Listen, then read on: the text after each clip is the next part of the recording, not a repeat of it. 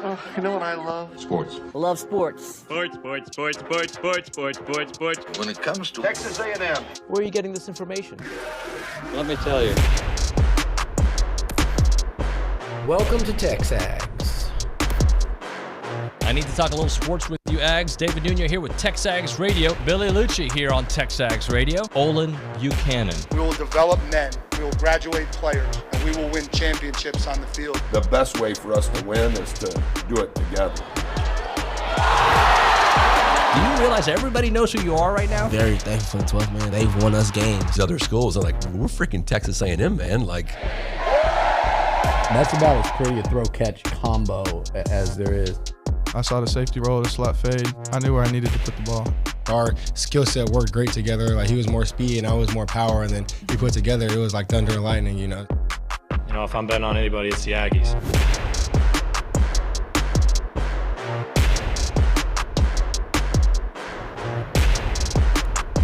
All right, we're going to do a traditional sports radio show, a topic, throw it out there, talk about it.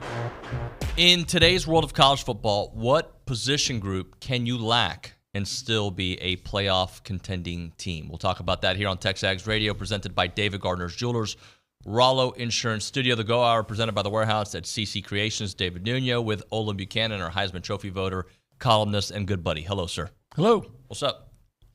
I don't know. You didn't sleep well. Didn't. Actually, I thought I slept okay, except when the dog woke me up to let him out. Yeah.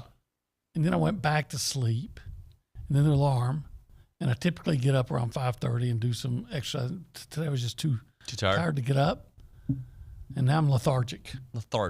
Well, we're gonna get the most out of you today. Did you have caffeine late in the day? No, I've had no caffeine. No, yesterday. Late in the yesterday. Late in the day. No, not late in the day. Okay. Huh. Stressed? Need a hug? Every day I'm stressed. So you heard the topic at the top of the show. Yeah. In today's college football, is there a position group that you can lack? And when I say lack, doesn't mean it's not. It doesn't have to be elite, right? Okay, mm-hmm. And still be in today's world of 12 teams going to the playoffs, and still be a contending team.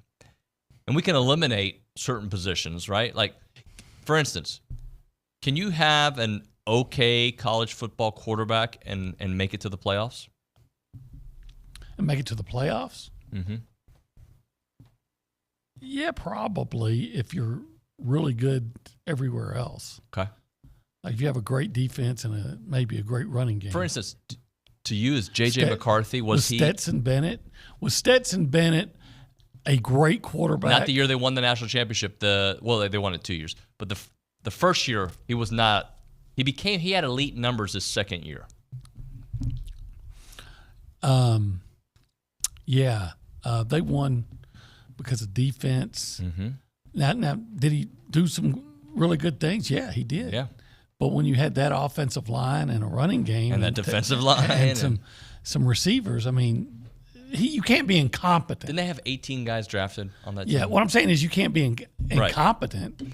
But I never thought of Stetson Bennett as being an elite quarterback. Can you win with an average, not elite, offensive line? No. I agree. No, you can't. Can you win with an average, not elite, defensive line? I don't think so. I think the thing that's really sets the SEC apart, I've always felt like this. You can go back and look it up and look at the championship teams and what they have is the interior line play, the speed in the interior defensive line. Can you win with an average wide receiver room? That's a tough one. Because if you look at teams that have made the playoffs the last few years, they have pretty elite wide receiver cores. Do you think? I don't know if Alabama had an elite wide receiver core. I don't think they did. Yeah, I think they had a good one. Good one. I think he's really good, but I don't think above average though, right? Probably above average, but yeah. One guy, like the guy that transferred to Texas, I'm like, he was okay, right? Until he made that catch against Auburn. What had he really done? Okay, so we've got tight end group. I think you can have an average tight end group and win, but that's not a position. Well, I think tight end. I kind of grouped them in with the receivers group, Yeah. and maybe that's wrong. No, I think that's right. I think that's for this discussion. No, the one group that I look at that tells me that if you can be average there and still win a championship is running back. Running back, okay. Mm-hmm. If you're good everywhere else, you have a. But if you have average running backs, you better have a really good quarterback. But if you have average running backs, you better have a really good quarterback and an elite offensive line, don't you think? And if you have an elite offensive line, then you would expect the running backs to put up bigger numbers anyway. Right. Yeah. But I think again, everybody has to be competent. You know, you're not going to take Michigan last year and put me at running back and say, okay, we're going to win the national championship. You got to be competent, but elite, no. Okay. Linebackers. Do you have to be elite at linebacker? Depends on your defensive structure, right? That's true, but I'm trying to remember a championship team that didn't have really good linebackers. Now, when you say elite, are we talking about everybody being first-round draft choices? You know, All-Americans? No, I mean, the definition of elite, I think you have to be a core unit that plays well. It doesn't mean they're all first or second-round picks. I think you have to be really good there. Yeah. Cornerback. Unless you have just this insane offense that just outscores everybody, and we've seen that too. Cornerback, you better be good at corners. And safety too. Yeah. You better be. The reason I bring it up is like when we evaluate A&M this year, right? And we've done what the top could be, what the bottom could be. Mm-hmm. We always say to us, A&M is going to be about the trenches. And that's most college football teams. But for this A&M team, if the O-line is good, I think they're going to be really good. Yeah.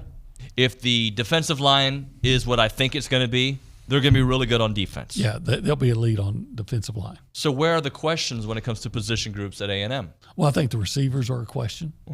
The offensive line, of course, is a huge question. I don't think there's a question at quarterback. There's a question, and we haven't seen it a full season. That's the question.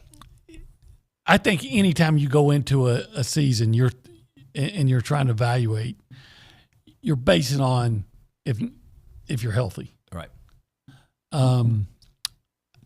I'm sold on Connor. I've seen enough. I think the receivers right now. I haven't seen enough. I haven't seen enough. Yeah. I've seen some really highs. Right. And I've seen, I think, too much, or there's been inconsistency from the guys that are in that group. Right. I mean, I see ability. Who's the most accomplished wide receiver? Noah. Or Jade? Jade's played 8 games at this level. You know? I mean, did he come in and play well? Yeah. You know, I mean, he was good. He contributed, but and Moose has been around the longest, but for whatever reason, he just hasn't played that much. Right. So yeah, you look at the situation, you see what Noah has done. You see what Jade did last year when he got forced into action. You see what Moose did against LSU last year, and at times when he was in, some big plays, all the one-handed catches, and you go, I've seen these guys make plays, but can they do it consistently as starters? Well, we don't know. So back to the, I think Jade Walker's actually done a little bit more than Noah in his career, but hold on. I think the top for Noah is like he was in a CBS Sports top first-round pick potential wide receiver. But just to illustrate the numbers, Noah Thomas had last year caught 29 passes, 359 yards, 5 touchdowns. Jade Walker last season, 35 receptions, 590 yards, 2 touchdowns. But again, neither of them have taken complete reins of the position, obviously, because Anaya Smith was there and they were sharing with Evan Stewart when he decided to play. Well, Noah was hurt a lot last year. Noah was hurt. He was. So nobody at that position group has really shined, and that's why we have questions. Doesn't mean that we don't think that Moose could have a huge season or Noah couldn't have a huge season or some of the new guys or the freshmen, right? But that's a position group where they were looking for transfers up until the very end, and they're still looking probably. And And that's one position group. But do you need to have elite wide receivers with the way A&M is constructed to have a 9 or 10 win season? Yeah, I don't know. I don't either. If Reuben Owens and Le'Veon Moss are the dog, and Amari, I got to give Amari some love too. You can build around a running game. But then if you're going to do that offensive line better be a crap ton better than it's been. It all goes back to that position group. It all does. And I know it's a broken record, but for offensive purposes, to me, that's where it begins. And it ends. Because if I were to tell you they're going to be elite, the offensive line is going to be elite. Let's say I'm going to say the top 15 in the country offensive lines. If you can think that is elite, then I think they have a great chance to win 8 or 9 games, or 9 or 10 games. I'll go back to the 2020 year. Were the receivers great? I mean, Anias was really good, but Anias was really young. Who else did they have that year? It was about the running backs, wasn't it? Yeah, it was all about the running backs. Because you had Chapman for like 4 games. And he was really good. You had Chase Lane. And you had Anias. And I'm sure there's somebody that I'm forgetting. But I don't think you go back. When I talk receivers, you tell me about 2012 and 2013. I'm rattling names off the top of my head like that, right? So if we were to tier it, the most important position group for A&M this season. Offensive line. The second one. Quarterback? I already think they're good at quarterback. I mean, if you were to say the most important position for everybody, it's quarterback. Right. But the success to this season. Well, quarterback. But that's first. Yeah. But then quarterback, a lot of his success depends on the offensive line, yada, yada, yada. But if you have a good offensive line, but a quarterback that throws a lot of interceptions and things like that, once again. If you have an elite offensive line, I don't want to say does it matter which quarterback from that room plays, but it does help, right? Like if Marcel Reed is put into position because or you know what I'm saying, like Jalen Henderson has to be put into position. Having an elite offensive line does certainly put them at an advantage as opposed to a disadvantage. I've never seen a championship team without a very good to great offensive line. Never seen it. Yeah.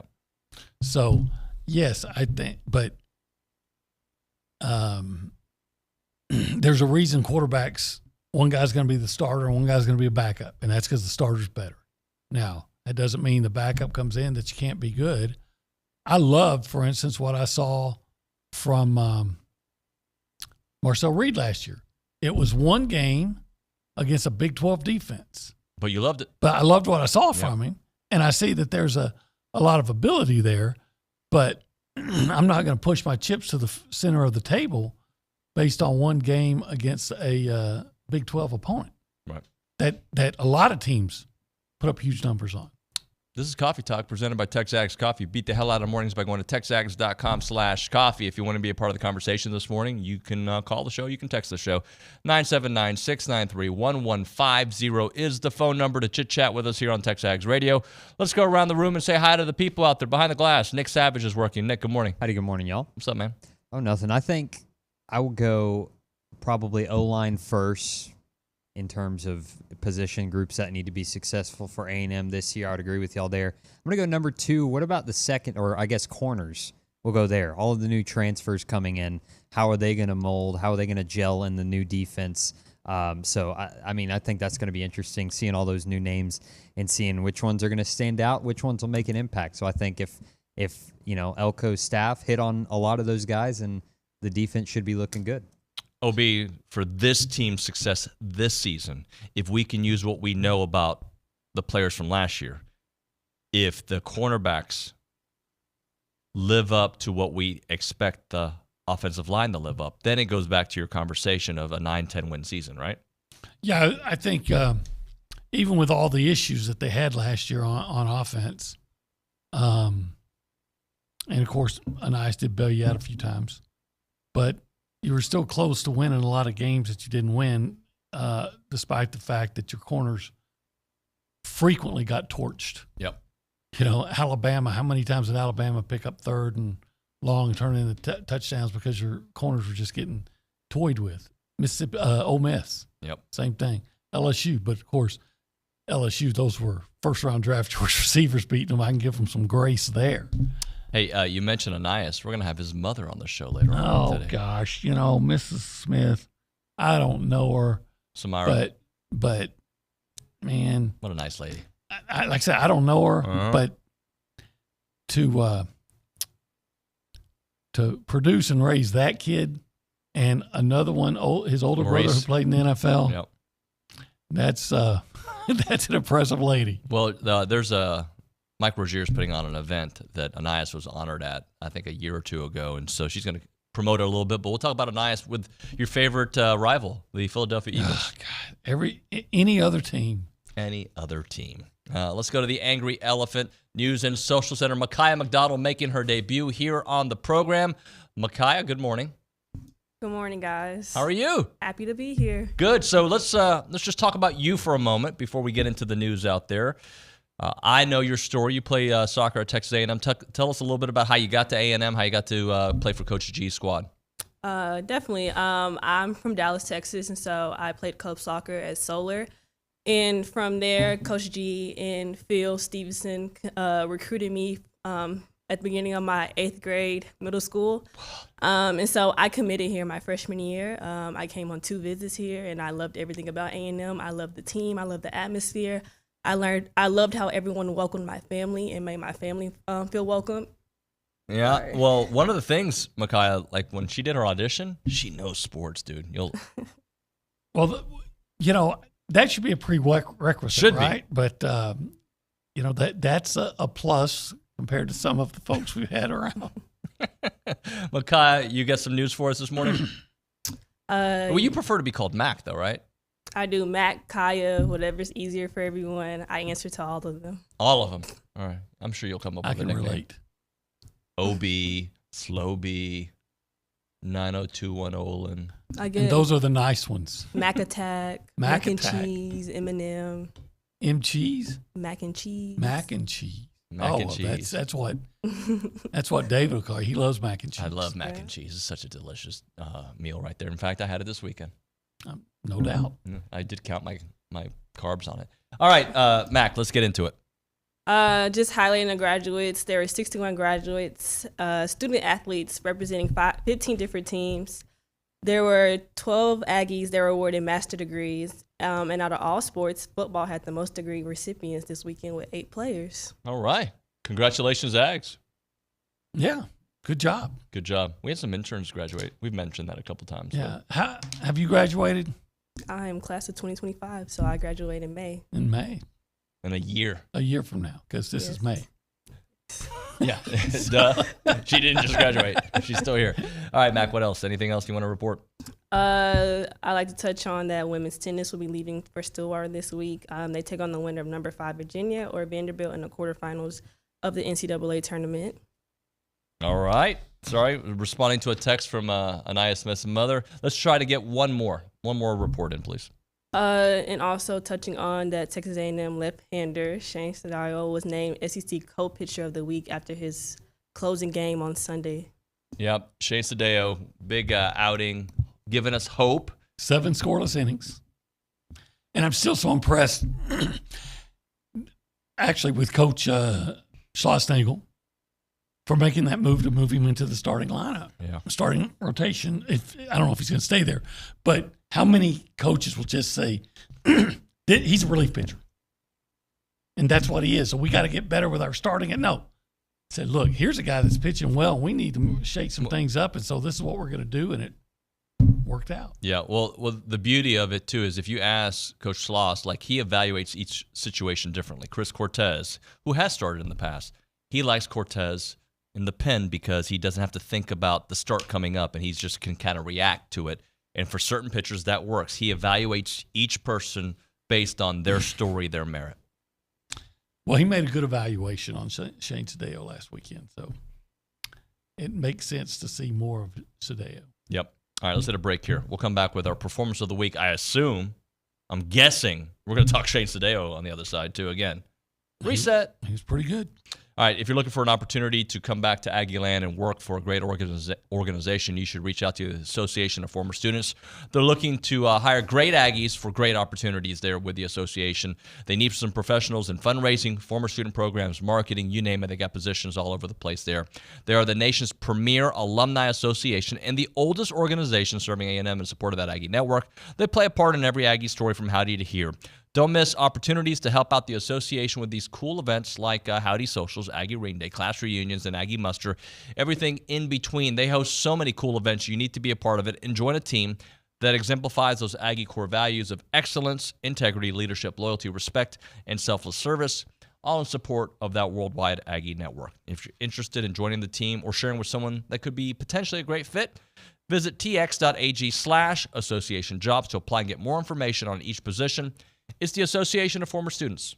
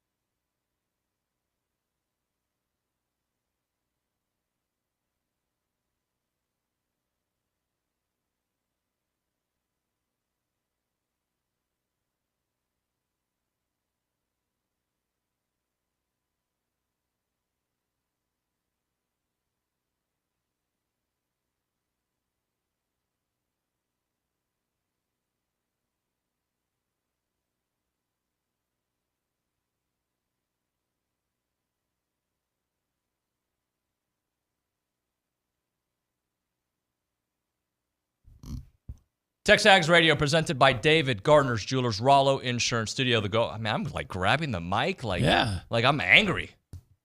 Or you want to perform. Hey. Go Hour, by the way. I don't know if you knew that. Yeah. Presented. CC Creations. So we're about to do the performance of the week. Okay. Can I give myself An honorable mention? I guess. You know that I go to Brazos Valley MMA sometimes, right? Yes, that's my place, right? Uh-huh. But I haven't talked about them in, I think, months, because when you're a dad of 4 children, you don't have time to go to a lot of classes, right? So Yeah. I haven't been going as often as I'd like to go because I've been going to Houston a lot for soccer stuff. And when I go, I leave upset because everything I learned back in September, October, November, I feel like I missed, right? Okay. So, I have been inconsistent. Like golf, you got to go and you got to build on what you learned or you'll lose it, right? Like like when I speak Spanish all the time, I'm great. When I don't speak it for a couple months, I lose some easy vocabulary. Like, how did I miss that, right? Ay, caramba. I was going to say something else. I'm glad I didn't. Caught myself. But yesterday I went and I had a great practice. You see this scar right here? Yeah, I see it. Yeah, like that. I got some scratches on My your wife neck. was like, why do you have a scar on your neck? That's not like how you should be coming home when you say you're at MMA. But that's legit from there. I actually had a good practice yesterday. So I want to give myself, after being not depressed, not happy with my performances, I had a comeback yesterday. Well, since we're doing that, I want to tell you that I'm impressed that I got a couple scratches on my neck. That's a and hickey, I didn't go to MMA. That's a hickey, OB. I don't have hickey. Why are hickeys a thing? Are they a thing still? They're a thing when you're a sophomore in high school. But why? Like, why does somebody think I'm going to leave a bruise on your neck? Well, I don't think you think of, or if my memory serves, it wasn't something we thought about that just kind of happened. Hey, can we give a real performance of the week? Not these fake ones for us. Can we give a real one? Yeah. We talked about him on the other side. Shane Sadeo, 7 innings pitched, 3 hits, no earned runs, 1 walk, 6 strikeouts. And you know what he did? He provided a little hope going into this Arkansas series because, you got 2 really good pitching performances over the weekend. You did. You feel like the offense is going to eventually get back on track. You hope. And now it just gives you another option to go to. Yeah, I think that was a boost they needed. And, if he could be even somewhat consistent to be that kind of pitcher that we saw him as a starter on was that Sunday? Uh-huh. Man, that really changes the outlook, because then it's not like Lampkin and Tanner Jones been awful. I mean, sometimes they've just been inconsistent. So if you can get something worked out with at least one of those guys. Do you have a nominee for somebody this week? I was thinking you were thinking the Dreamweaver is what I was thinking. Yeah, but I have to admit, I don't know the individuals. We could talk about the group. Because they beat North Carolina, who, if I have this correct, hadn't been beat at home in 6 years. And they were the reigning national champions. That's true. That's true. And they went to their house and they say, "Take that, punk." Yeah, I wish for instance, I wish I knew the name of the young lady that got the decisive win. The one that, but then that would be I guess somehow disrespectful to all of them. I'm giving it to them. I wish I knew all their names. Who won? Well, I'm giving it to all of them. All right, they're all getting a TexAgs hug, virtual hug, and the Dreamweaver will be in studio today. Oh, that's at 10:20. Yeah. Yeah. You think we'll be playing the Dreamweaver as might. bumper music? Is he potentially the nicest guy in College Station, Bryan-College Station? Well, he's in the mix. He's in the mix. There's a lot. Because there's Logan Lee. Yeah, but I've seen Logan's mad side. I've never seen the Dreamweaver mad. And then there's Mr. Charles down at HEB. Oh, no. Actually, sorry, Mark. Mr. Charles wins. I mean, he'll take your groceries to your car. Yeah. He'll do your taxes for you. And every time he sees me, not every time, but often he gives me a coupon or thing. He says, or a card, and he writes his name on it. Says, "Go get you some ice cream." I'm like, he doesn't do that for me. Mr. Charles, I'm fat enough. He did hook me up with some coffee. But I go ahead and do it. Sorry, Mark. You're number 2 on the list. There's some other ones. Royce Hickman's in the mix. Royce Hickman, Dreamweaver, give me some ice cream, and you're number 1. All right. Another one who I think is extremely nice, Gerrod Chadwell. Well, I'm not around him as much. Well, he's my neighbor. I have to take he's my guy, for it. Right? He's awesome. And the women's tennis team rallying down like it was Dalton's lunch, farewell lunch. Yeah. We left. Nick, remind me, they were like 6 strokes back when we left or something? Does that sound right? Close to that? Yeah, they were kind of in a free fall, and then they battled back. And Adela, I think, had 4 straight birdies.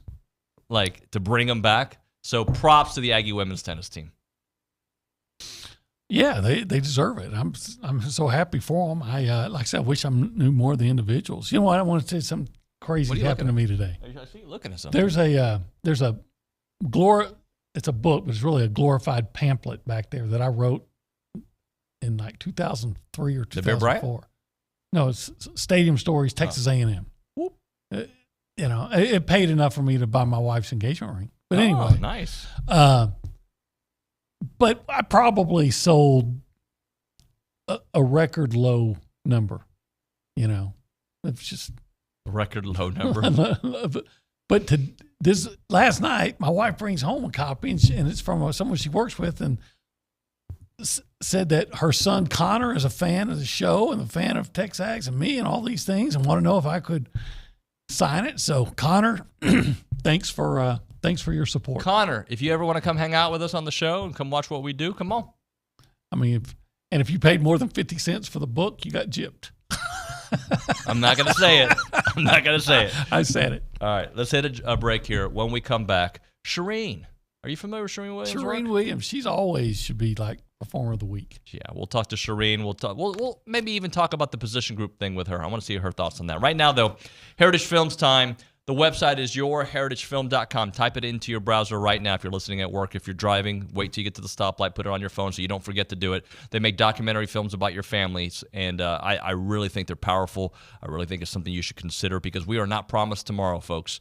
I got aging parents. I was lucky to do a documentary on my dad a couple years back about his escape from Cuba and meeting my mom here in the States and starting this family, and it's something that I got to watch with my kids, and eventually they'll be able to watch it with their kids, and we all can kind of find out how the Nuños got to the United States back in 1960. That's how the story is, and you have your own story. Everybody's family has a story. You can do that with Heritage Films, get a documentary done, Netflix style, A&E style. They do the best out there. You can also do a Yearflix, which is a 20-minute version. So the documentaries are 2 hours, right? Or you can do a Yearflix, 20-minute Q&A, benchmark videos for the kids in your family from 6th grade to freshman year of high school to your freshman year at Texas A&M to when you get your Aggie ring. Make it a 4-part series, and there you go. You've got your Yearflix done. Again, the website, yourheritagefilm.com, yourheritagefilm.com. 713-893-8341, 713-893-8341.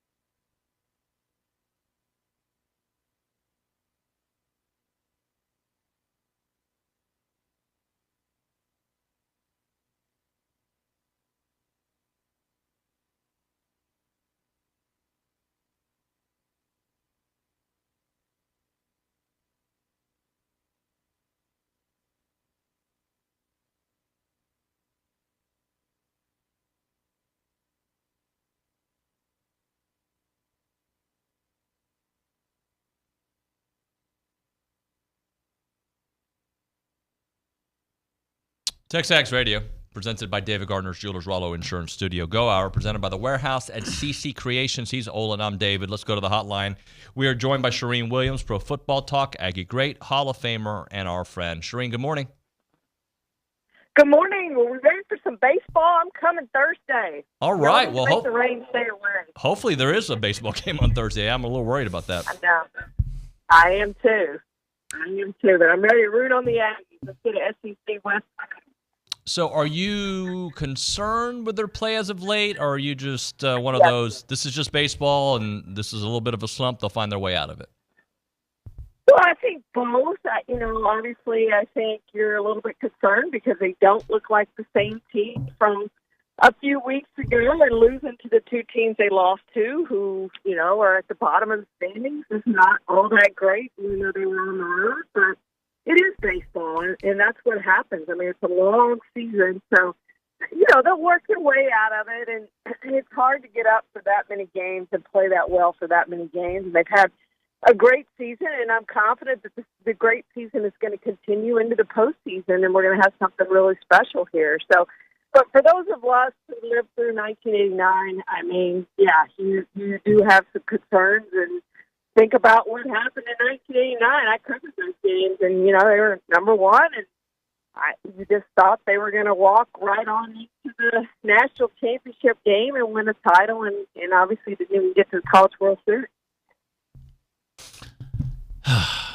Yeah, I've heard that story more than once. When you follow this team, though, would you acknowledge that? Yeah, we talk about the peaks and valleys, but that are inevitable in a season. But wouldn't you acknowledge that if this valley had occurred 3 weeks ago, that you'd feel different about it than it does now? I mean, don't you feel like you want to be playing? Does it matter when you have the valley, I guess is what I'm asking. It does, absolutely. And, you hope that it was a 2-week rally and they're out of it now. And I think we saw some positive signs from Montgomery getting his swing back a little bit and, pitching maybe a little bit, get going. So just need the bats to get going again. So, it does matter absolutely when that valley happens, but it's better that it happens now than 2 weeks from now. So, I'm trying to be optimistic, Olin, that there was going to be a time for it, and perhaps was it the best time, but it also wasn't the worst time that they can get rolling again before it really, really matters. Charean, excuse me for using football as a comparison here because it's probably a terrible comparison, but there were so many times in football where a play had gone differently. They win games the last couple of years, right? Yeah. And I can say the same thing about almost every A&M loss outside of the game on Saturday, right? Outside of that, you had a chance to win in the ninth inning. If you do get that hit, which they routinely do, they win that series. Same thing happened at LSU. Same thing happened at Florida. So some of these losses that we have seen this year, they're a pitch away from changing the complete narrative. Yeah, I do think that's the positive that you could take away from some of those losses is you're in the game and have a chance to win it.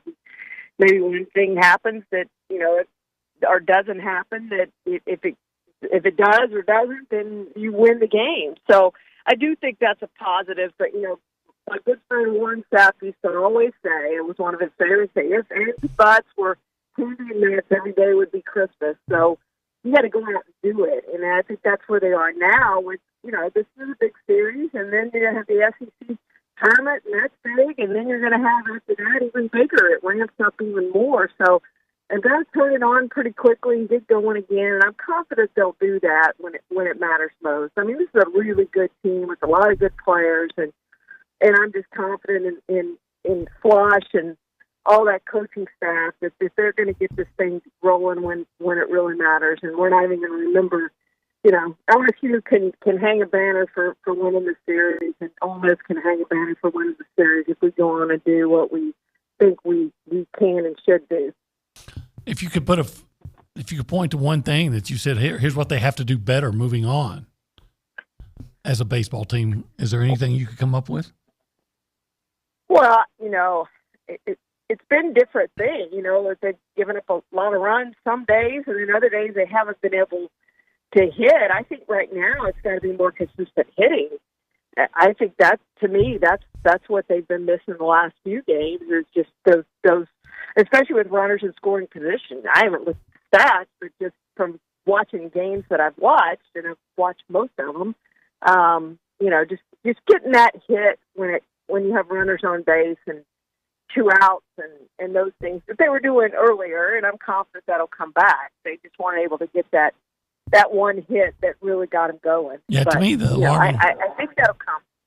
To me, Charean, the alarming thing is the volume of strikeouts.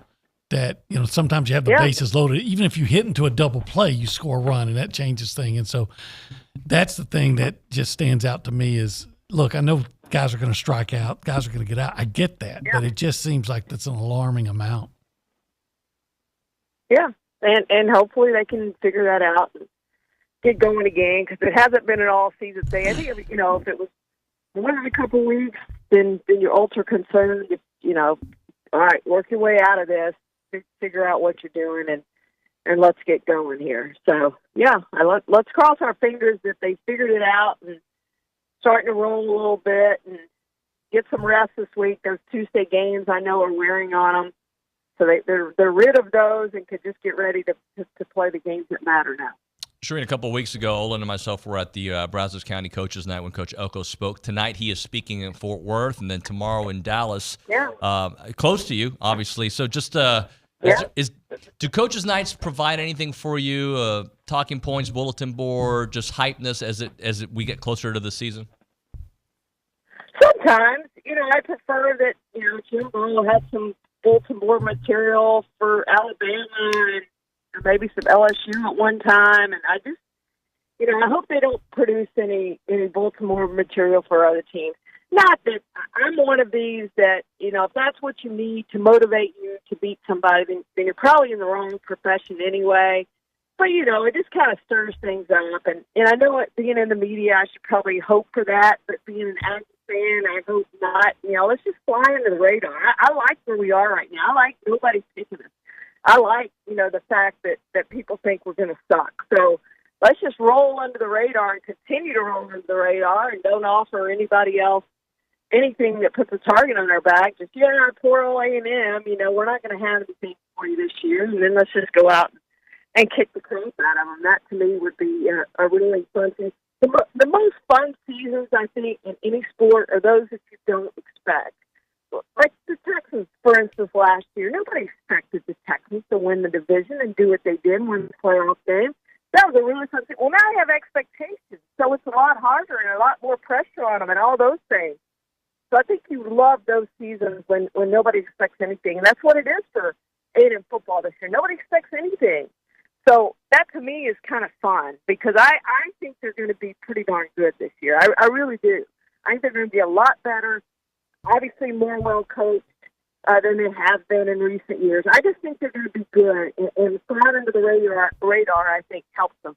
Florida's already, counting that up as a win. Well, I don't think that's a definite win for Florida. So I just think it's going to be a really fun season. But I think that's the main thing that I hope doesn't happen is, and I don't think it will with Mike Elko, but just kind of fly under the radar and don't say anything that's going to make bulletin boards anywhere around the SEC. Yeah, I think Jimbo said some things when he go out that because he was just trying to cover his own butt. Like, he got a lot of people at TCU mad last year in the Big 12 because he said, well, you see what happens when you get into the Big 12. See, look what happened to TCU and all this. And what he's trying to do is say, hey, see how hard I've got it? Because now I'm trying to cover my own butt. And I think Elko's going to talk wherever he goes about what we're trying to do at A&M. Well, and I think we need to know, right? Like, we've heard it enough, but that's the point of these coaches now, especially with a new coach, to hear the philosophy. Because every time I hear Coach Elko speak, every time I still hear Coach Sloss speak, who's been here for a few years, like, I learn something. I get something new out of it. And that's what I like about Coaches Nights. Yeah, and Bill I learned more from Bill Parcells. I loved going to his press conferences. I mean, you learn something at him. Jason Garrett was great, not necessarily during the press conference, but when you would walk off, like you could ask him why did you do this here? Explain it to me. And I didn't always like his explanation, but I got an explanation. So, I always like those when you learn something about football, and I hear Olin laughing there, but I always learn something about football at some coaches' press conferences, and I love that. What's his explanation? Anytime like, hey, I'm just a coaching idiot. I know it was. That would have explained a lot. And then clap. Charean, last thing for you. A lot of Aggie sports still playing. Obviously, we talked baseball, softball hosting a regional, women's tennis moving on, women's golf, men's golf had a good one, track and field had a great week. Just a good time for Aggie sports overall. It really is, and proud of the women's tennis team knocking off the national champions. That was really, really fun. And softball, I think we didn't probably get the highest seed that we should have when you look at the SEC standings and all the teams behind us getting better seeds than we did. But, hey, just go prove it. Just go prove you're that good, and I think they can. So, yeah, track and field, following what they did over the weekend, had some really great performances. So it's been fun to watch a lot of these teams go, and I hope this continues. Men's tennis had a great season. Unfortunately, ended at Texas, but had a good season. So, this is the first season, and I just saw the stat yesterday that every team's going to make the postseason or has made the postseason. 2015, 16, I think, was the last time that we did what we're doing this year. So this has been a fun year for Aggie sports overall. Great stuff, Charean. Thanks so much for making time. Thank you, guys. Charean Williams there, Pro Football Talk on the hotline. We'll hit a break. We'll come back with some final thoughts here on the Go Hour before we start things there in the 9 o'clock. Right now, a moment for Caldwell Country Chevrolet. You can find them on Highway 21 in Caldwell and online at CaldwellCountryChevrolet.com. When you're looking for a vehicle, it can be very stressful. Why not take out some of the stress? I mean, obviously, there's the finances part of it and finding the right vehicle that makes sense for you. All the stuff that we all go through and then comparing the prices at this place and how convenient it is to get to. I get all that, right? Caldwell Country Chevrolet, here's what you can know. You're going to get a good deal. You're going to get great customer service, and you're going to get a great trade-in value. So there you go. You've got that part taken. And you can go online and check out all the great vehicles and get a feel for what they have on the lot. And then you go to the lot, you'll experience it all, from that great customer service to the great pricing to just a great time when you're there at Caldwell Country Chevrolet, because they're going to help you throughout the entire process. And let's not forget, it's not a far drive, 15 minutes, the very edge of Bryan to the beginnings of Caldwell. A short conversation away, but you'll see the difference when you step on the lot and do business with the great people there at Caldwell Country Chevrolet. Highway 21 in Caldwell. Online, CaldwellCountryChevrolet.com.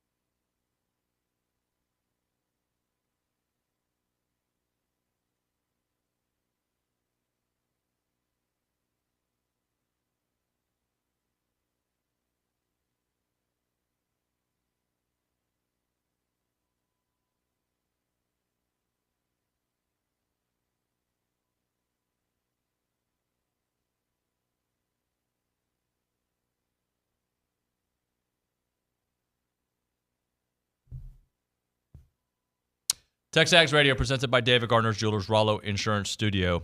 Go Hour presented by the Warehouse at CC Creations. Hey, sometimes our buddy Connor O'Gara writes things, and I like Connor a lot, but sometimes people take offense to where he has A&M on certain things. He did his top quarterbacks in the SEC, and he had Connor at 6, which I think is actually very fair. That's what exactly. Very fair. That's what I was going to say. I think it's fair. And he had him in front of a couple people that I think they're a little too close, but the national media are all over Garrett Nussmeier and Nico. I'm going to leave you. I'm going to leave it on a jet plane. But he had Connor at 6. What he says, one thing I like, in 8 games as the starter, he has a 16-2 touchdown to interception ratio in the games that he has started and finished. Had a QBR of at least 158 in 5 of 7 opportunities. Mind you, half was as a true freshman with Jimbo Fisher as the primary play caller. I think 6. No, I think he can be top 3. Oh, he could be number 1 at the end of next year. I believe that. I have that much faith in Connor Wigman. But if you're going to look at something and try to be objective about it, 6 is very fair. You're going to put the kid at Texas in the top 5. You're going to put the kid at Alabama in the top 5. I don't know that I'd put Nussmeier there or Nussmeier, just for the record, is 8th on the list, which I think based on fair based on what people have said, and Nico is 7th. I have to see it. That's all I'm saying. Yeah, sure, I get that. I'm not saying the kid is terrible. I'm just saying I haven't seen anything. What everybody's excited about with him. Let me read you the top 5. Carson Beck at number 1. Okay. Yeah, maybe. Quinn Ewers at 2. Okay, I can see that. Jalen Milroe at 3. Mm-hmm. Jackson Dart at 4. Okay. And Brady Cook at 5. Yeah. I think it's a fair list. None of that. So basically, Connor is the first guy you mentioned among the guys who haven't been a guy that started all of last year and put up numbers. Yep. And he's ahead of couple guys who have only. Is there? Did you see any response from Aggies that were upset about that? No, just I'm. Let's see. Let me. No, I don't see anything. No, but I know in past articles when he's been critical against Jimbo a few years ago, which by the way, everybody who was critical was right. Right. Well, it depends on when they were critical. Correct. They were critical heading into the 21 season. Heading into it, there was nothing to be critical about. Right. As we saw things evolve, there was plenty to be critical about. Yeah, well, again, I think that I really believe that Jimbo got complacent and stubborn as soon as he got the extension, and he's like, "Hey, I'm good. Nobody can tell me what to do. I can do whatever I want," and that's what it looked like. And it didn't matter how much he failed. OB, that was a fun hour, buddy. Thank you. All right, thank you. When we come back on TexAgs Radio, we're going to get an Auburn insider's perspective when it comes to Auburn season. We'll go highs and lows with them. We'll talk to Gerrod Chadwell on the phone at 9:20 and Samira Smith at 9:50. That's Anias's mom. We'll talk about a big event that she's a part of. Tom Hart, Mark Weaver, Tori Vidales in the 10 o'clock hour. Loaded. We'll get to your text messages at 979-693-1150. You can call that number as well. We'll chit-chat with you, get your thoughts on all the topics we have laid out for you this morning. It is TexAgs Radio, presented by David Gardner's Jewelers here in the Rollo Insurance Studio.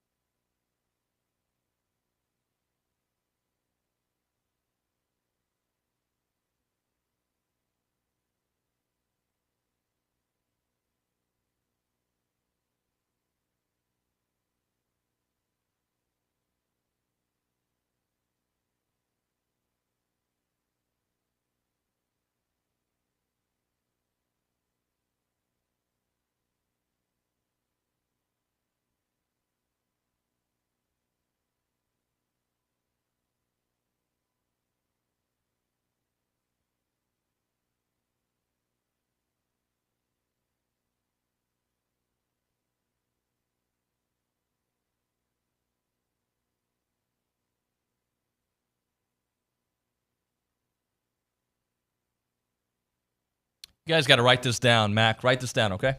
All right. You know the song? I don't. George Strait? Not a huge country fan. Okay, that's fine. They will come after you on TexAgs. I've converted. What music do you listen to? I'm more of a R&B, old school. Like who? Rap. Like Jodeci? Like old school? Or like I do know New Edition, Jodeci. My dad is a really big Anthony Hamilton. Anthony Hamilton, yeah. So I grew up on listening to old school music all the time. Johnny Gill? Johnny Gill, that's my grandmother's music right there. Oh my gosh, you just said grandmother's music. How old am I? Boyz II Men. Boyz II Men, yes, very familiar. Okay, just making sure. It's TexAgs Radio. We're presented by David Gardner's Jewelers here in the Rollo Insurance Studio. What we're going to do is we're going to talk a little Auburn football. As you know, we've been going around trying to get some spring updates to see how things have gone for programs. Auburn's one of these teams that I don't think a lot of people know what to expect from them. Peyton Thorne, when he took on Texas A&M, was not very good. But he did turn his season around, and that's part of the reason I think that they're bringing him back this year. Let's talk to an insider, Jacob Goins, who you can hear on the line Monday through Friday, 2 to 4 o'clock on ESPN 106.7 here on the program. Jacob, what's up, man? What's up, man? How are you? Great to hear from you. Yeah, great to have you here on the program. So talk to me about Auburn, because I kind of set it up there. I feel like they got every transfer they wanted. There's optimism there, especially in the wide receiver room, by the way. Hugh Freeze has got a reputation, especially by the second year, of turning things around. So you kind of set the tone for me. What is the feeling there with folks that cover Auburn and are fans of Auburn? Well, I mean, look, it's no surprise that last year didn't go the way that fans wanted it to, especially down the stretch, right? It was a bad loss to New Mexico State. It was a very disappointing loss in the Iron Bowl, 4th and 31, something that Alabama fans will never let Auburn fans forget. And then what was just a miserable performance in the bowl game against Maryland. So all of those things going into the offseason, you guys know this. I mean, it's not the way you want to go into talking season, because you have to think about that and remember that. And that's what fans tend to remember is the last thing they saw. And that's where Auburn fans sit right now. But what does help is, yeah, you land some big-time recruits in the high school ranks, and you also land some really big guys in the transfer portal. And the roster is in a better spot now than it's been in quite some time. And so expectations are high on the Plains. I mean, I think 7 wins is the absolute floor for the fans that I hear from every day on the radio. 8 wins is kind of an expectation, especially with the schedule, which is easier than it's been in a long time. Talking to Jacob Goins, breaking down Auburn here. Will they go as far as Peyton Thorne takes them?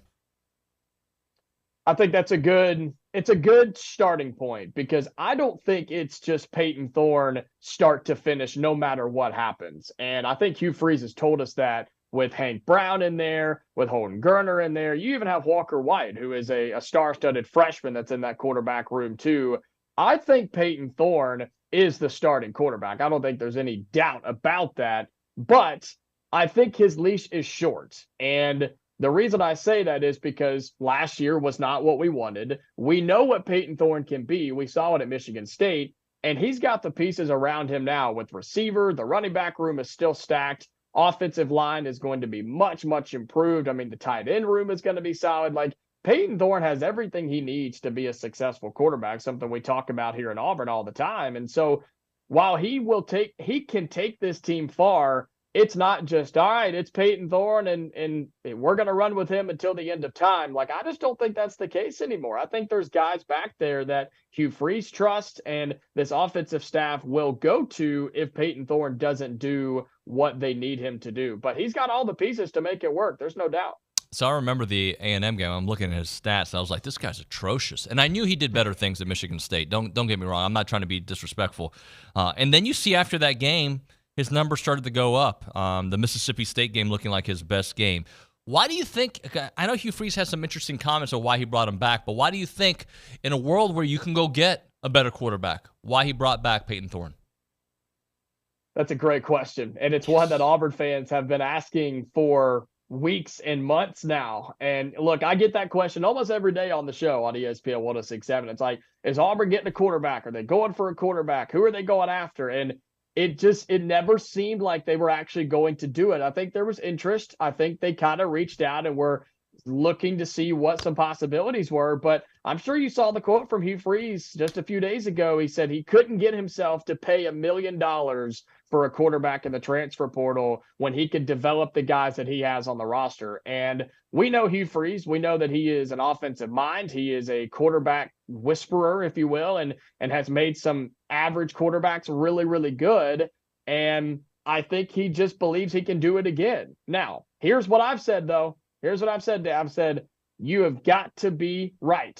If you're Hugh Freeze and you're going to put all your chips on this side of the table, you better be right. Because if you're not, then Auburn fans are going to absolutely lose their minds, and understandably so, because in today's world of college football, you have to be willing to pay these guys, and you've got to go pay the guys that can win you football games. And Auburn didn't do that because they believe what they have in this room, and that's what Hugh Freeze is riding with right now. What kind of leash do you think he has? Obviously, second year there, so he's got time. But you said 7-5 should be the floor. What if they're 6-6? I don't think Peyton Thorne would get the chance to go 6-6. I really don't. I think I've said halftime of the Arkansas game. That's the fourth game of the year for Auburn after starting with two actual, cupcakes and cows thrown in there too, which Auburn should bounce back and really just take care of that game. Then you have the Arkansas game, your first SEC game, and then you have Oklahoma coming to Auburn after that. 5 straight home games to start the year for Auburn. So I said halftime of the Arkansas game, because if it's not going well by that point against minimal competition and then an Arkansas team that nobody knows what they're going to be, then you've got to pull the plug and you've got to get something else going before Oklahoma, before Georgia, and before you start playing all these tougher teams like Texas A&M down the stretch. I mean, you can't have a struggling quarterback through and through, because it may be an easier schedule, but it's still the SEC, and you can lose just about any given Saturday. All right, everybody talks about the wide receiver room. Kendall Lambert-Smith, a gentleman that A&M wanted. Cam Coleman also, right? So tell us about how good this wide receiver room is, and tell us some of the names maybe we don't know about. Man, it's electric. I mean, it's everything that people have said it is, and then some. And Cam Coleman, of course, turned so many heads this spring and in the spring game. I mean, everybody's just so excited about him. But people continue to forget that Perry Thompson is going to be here, one of the best receivers in the state. He is going to be here this summer, one of the guys that graduated and was not here during the spring, but he'll be here this summer. People just continue to forget about some of the guys coming back. I look at, in terms of your returning receivers, which I know there wasn't a whole lot of talent in that room, and a lot of the guys left because, man, just the lack of production in the wide receiver room it was not good last year. But I look at Rivaldo Fairweather, who is more of a tight end for this team, but really has a chance to make some serious headway this year. Camden Brown. I like Caleb Burton too, the Ohio State transfer who came in a year ago, that is just speedy. He's extremely quick. He's not very tall. He's about 5'10", $160 soaking wet, but he's really, really good and can take that next step. On top of, yes, you have the Cam Colemans, the Perry Thompsons, the Bryce Canes of the world that are coming in. And then you mentioned it, Keandre Lambert-Smith, the Penn State wide receiver, who was a number 1 guy at Happy Valley, and I think will step in and be a number 1 guy. I don't know if he'll be the number 1 guy come the Texas A&M game, because you have a chance for the younger guys to get settled in. But, man, this receiver room is one of the best ones we've ever seen at Auburn. It's the best recruiting class they've ever brought in receiver-wise. And as long as they got a quarterback to throw it to him, good things can happen. Let's talk a little bit about DJ Durkin, how he's fitting in and what the expectations are for that defense. I think, is it, 6 straight years of a different defensive coordinator? Yeah, and look, man, guys are loving DJ Durkin. They love his energy. They love his attitude. They love his passion. And what has really stuck out to me, guys, is players are talking about his scheme. They're talking about his system and how he runs things. You don't hear that talked about a whole lot unless it's really having an impact on defensive players. I'm talking linemen, linebackers, safeties. I mean, these guys love what they're seeing and hearing and the teaching that they're getting from DJ Durkin. And sure, there was a lot of hate and a lot of flack when Auburn brought him in because of what has happened in his past. But I mean, you bring a guy in who on the football field is a phenomenal phenomenal defensive coach, and recruits like him, the current players like him, and it's going to be a much improved defense. You've gone and gotten a couple of defensive linemen in the transfer portal, highlighted by Philip Bleedy from Indiana, who, and of course, you bring in some guys from A&M as well, and just some really big players that are going to elevate the defensive line. It's a talented but young linebacker room, and then the secondary is going to be improved as well. They love DJ Durkin. From all the players I've gotten to talk to, they're just excited to play in a new-look defensive system where they just go and attack the football. Yeah, mixed reviews here at A&M with Coach Durkin. Very nice guy. I think at times people will get a little frustrated, including myself, on the defensive front, going with the three-man front very often, and some of the issues developing in the secondary. Maybe a change of environment will work out for them. But, by the way, they did have success on the defense. I'm not saying they did not. But I think when you had all those guys on the defensive line, they expected more. Let's talk a little bit about that revamped secondary. I know they've brought in some new names. Tell us a little bit about those guys. Yeah, secondary is somewhere that Auburn is going to still be really, really good. And you have, again, Hugh Freeze calls them a lot of young puppies, is what he says, because you've got some experienced guys, but you just lost 3 guys to the NFL draft. And so I like guys like, you bring back a couple, but man, you have so many of these younger players who are going to have to step up. Guys like a Caleb Harris, who's a freshman, or, you bring in a Terrence Love as a sophomore, who I think has a chance to really step up, the Atlanta native. And between the safeties and corners, you have, you still bring back Keontae Scott, who is going to be one of the most experienced guys in the secondary in all the SEC. And Auburn in the past has been good at keeping it short, but when teams go on the deep ball, one-on-one has not been Auburn's friend over the past, and you see a lot of these guys get turned around. They won't turn to make a play on the football. They're real handsy. So I'm hoping those are things that can kind of get a little bit better this season. And Auburn's got a good mixture of the experience plus all those young guys who, have to step up. And I'll say this too. I think Auburn's linebackers are so experienced now, and with so many of the different positions on the buck and all those different things where you can drop them back and into coverage. Like, I think Auburn's pass defense is going to be solid. It just is now. It's okay. Lean on your experienced guys for now. Get some of those young puppies in there. Get them worked out because they're extremely talented. You just got to get them some reps. Back to the offense. I know we've talked about the personnel, but a change in strategy as well. Hugh Freeze is now going to be calling plays. Why the change, and what differences do you think we can potentially see?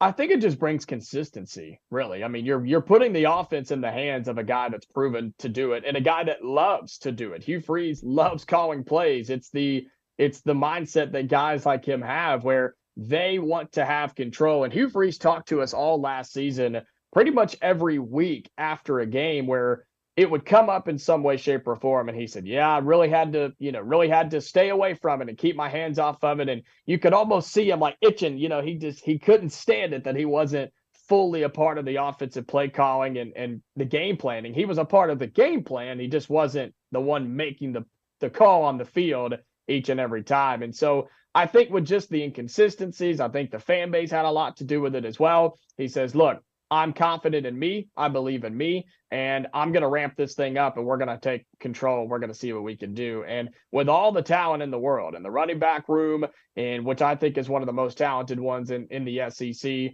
all the new weapons to use on the outside, an improved offensive line, and then back to the original question, right? The conversation of the quarterback, and all those things come together. Hugh Freeze can call some plays, and he can dial up some sneaky things. That's why he took over, was, I think, to please some fans, but to try to get this thing rolling a little bit where the offense would stall out a lot of times last year. Jacob, we'll continue with this dialogue here in a second, but I just want to make sure that I read this out loud. College Gameday is announcing that the A&M game versus Notre Dame, they will be here. So College Gameday will be here for that first game, released from A&M Athletics. Texas A&M to host A&M's College Gameday. The Elko era starting with a kickoff on August 31st against Notre Dame, with the matchup between two rich traditions. It looks like the telecast will be slated for 6:30 p.m. there at Kyle Field, and this will be the 10th overall appearance for A&M in a game featured by ESPN's College Gameday. We will certainly talk about that later on in this hour, but I wanted to make sure that I got that out there. It came out just a little bit ago. Again, College Gameday coming for that A&M game versus Notre Dame. All right, so I know you identified early in the season that Arkansas game as maybe a point where, okay, something needs to change. But what stretch of the season do you think defines the season? Is there like a 2 or 3 game stretch where you're like, all right, this is where Auburn is either going to be that 7-win team or 9? Is that where you thought the top was? I'm sorry for forgetting. 9 is your top there? I mean, I think as crazy as this sounds, 10 wins is doable. Do I think that happens? Realistically, no. But I do think it's possible. But I think 7's a floor, and sure, 9 or 10 is a ceiling. And I like that question because everybody could give a different answer here. I'm going the month of October, man. I'm going the month of October because Auburn starts the season with 5 straight home games inside of Jordan-Hare. Don't get me started. I think it's a miserable experience. Then you go the entire month of October and you do not play a home game. You're on the road the entire time. You've got Georgia, you've got bye weeks in there, and you also play road games against Kentucky and Missouri. And I think those are 2 games at Auburn. That's where you have to separate. I put Texas A&M in this same boat, right? Those are games that programs like us have to win. Like, you're supposed to win those games more times than you don't. Now, you're on the road at a very much improved Missouri team coming off one of their best seasons in program history. And Kentucky is always tough, and you're playing at Kroger Field there in Lexington, and who knows what you're going to get. But that's the stretch for me, is the entire month of October where you're on the road. You've got Vanderbilt in there too, I believe, without looking at it. I think you just have to win those games, not necessarily saying you got to go to Athens and win. I'd like to see us compete, and then win the games on the road before you come home and play Texas A&M, before you go on the road to Alabama too. The month of October tells me, okay, 6 or 7 wins, or hey, we're flirting with 8, 9, or even possibly 10. Jacob, I get you insiders on the show, and I always like perspectives of what you think about a team. So I want your perspective on A&M, but I also preface it saying we're in such a weird place of college football. It's very hard to evaluate Auburn, A&M, even Alabama, because of all the changes, coaching changes, personnel changes, 30 new roster guys at this place. So from what you've seen about A&M, how do you perceive them? What kind of threat are they in the West this year? Or excuse me, there is no West, in the SEC. I know I'm having to correct myself and catch myself all the time that there are no divisions and you've got new teams. It's going to take us a little bit, but yeah, you're right, man. A&M they're one of the question marks coming in with a new coach and just so many new players, and they're always going to have talent. I mean, there's no doubt about it with the facilities and the fan base and the NIL money. They're going to have a competitive roster. It just depends on, okay, how quickly can it come together? And in the SEC, you just don't have a whole lot of time to put it together because you're having to do it literally on the fly. Plus, as you said, you're playing teams like Notre Dame in non-conference play. And so it's not easy to improve your team, improve your roster in games like that. But A&M is always a team that is going to be there. And I think this year they may not be flirting with an SEC championship, but they could be a spoiler for a lot of teams. And in what was the SEC West, they would still be running to make it to the top 2 or 3. And now that there are no divisions and it's just 1 through 16 now, they'll be a top half team. I'm guaranteeing that. I don't feel any different about that. And I'm kind of in the same boat as everybody else. I'm excited to see what they become and what they are by the time they come to Jordan-Hare, and what Auburn is by the time A&M rolls in too. Jacob, great stuff, man. Thanks for making time for us. Awesome, man. Always appreciate the time. Thanks. Yep. Talk to you soon. There you go. Breaking down Auburn here on TexAgs Radio. When we come back here, we'll talk to Gerrod Chadwell, the A&M women's golf coach, as they get ready to continue their journey here in the NCAA tournament. Right now, though, if you have joint pain, you can't throw the ball, you can't play volleyball. I think people still play volleyball, right? Yeah, of course they do. Jamie Morrison's in town. People are out there playing volleyball. If you are into climbing trees, I think people still climb trees. You're into MMA and you got joint pain, whatever you might be into, and you can't do it to your satisfaction because of joint pain, or you just don't do it at all, you're avoiding it, you're missing out. You should call QC Kinetics right now. If you want to go hiking, if you want to go jogging, if you want to play on the beach, you want to throw the ball with your kids, they can help you, and you don't miss out on the summertime activities that you used to love doing. You should get back to doing them once again because they're going to use your biologics from your own body to give you new life on your achy joints, right? Regenerative medicine protocols can restore and repair that damaged tissue. And this is the cool thing. There's no surgery. There's no downtime for your achy joints, right? No drugs. You just get out there, you get it done, and you're happy again, once again, doing what you love to do. The future of medicine is here in the Brazos Valley. Tens of thousands of QC Kinetic patients around the country are living their best life now because they've been going there. And they've got Dr. Mitchell Scheinkup, who's the leader there, the orthopedic surgeon who became a true pioneer in regenerative medicine. He leads the crew over there. He knew there had to be a better way, and that's what they do there at QC Kinetics. Call them right now for a free consultation for a revolutionary treatment to change your life forever. 979-452-6000. QC Kinetics. 979-452-6000. That's 979-452-6000.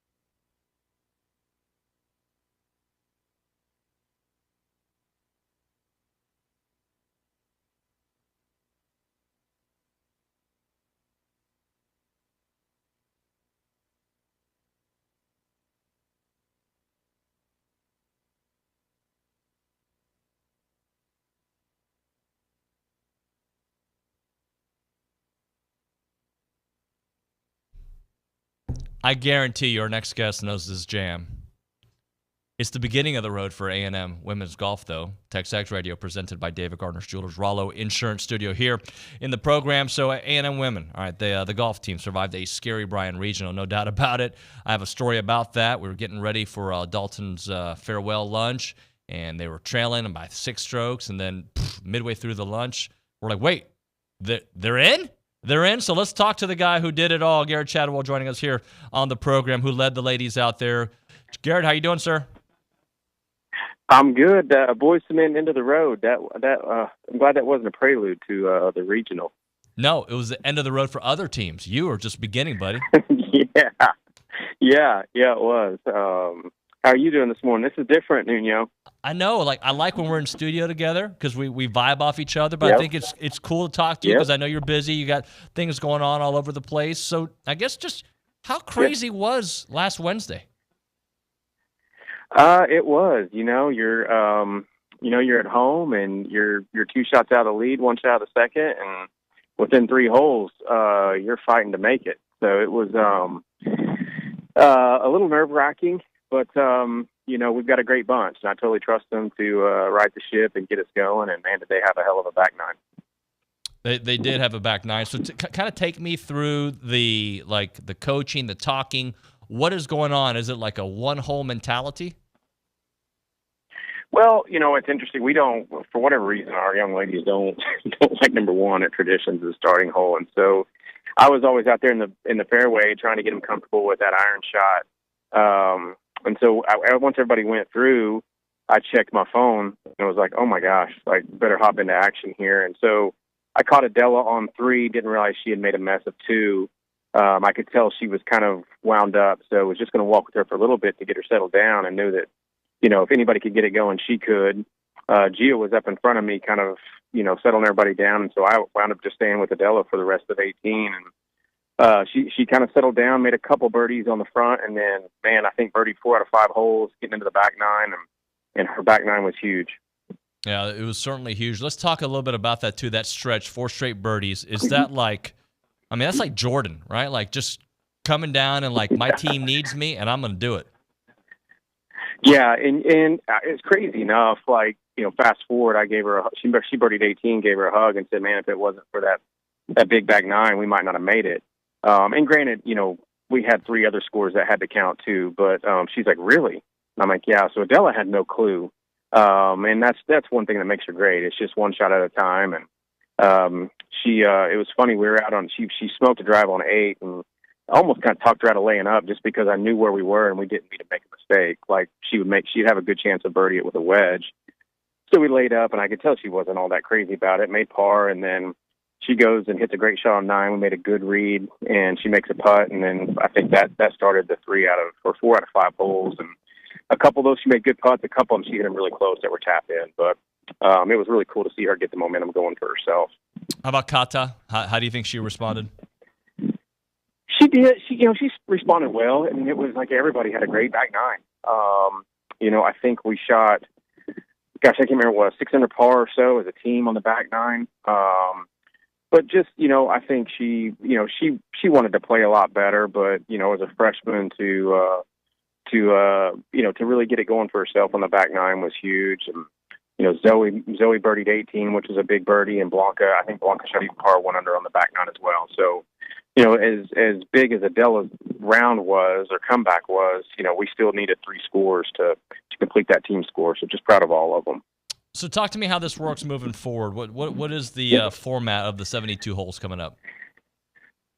Well, interesting thing in between, I'm in Houston right now with Adela and Zoe. Adela shot 65 yesterday and is leading the U.S. Open qualifier. They're taking 2 spots from Pearland. Zoe shot 1 under. And can get it going on this second 18 to punch a ticket to U.S. Open. So we gotta check that box first, and then we fly out this evening to San Diego. We'll walk the golf course tomorrow, and then do a little practice. And the official practice round is on Thursday.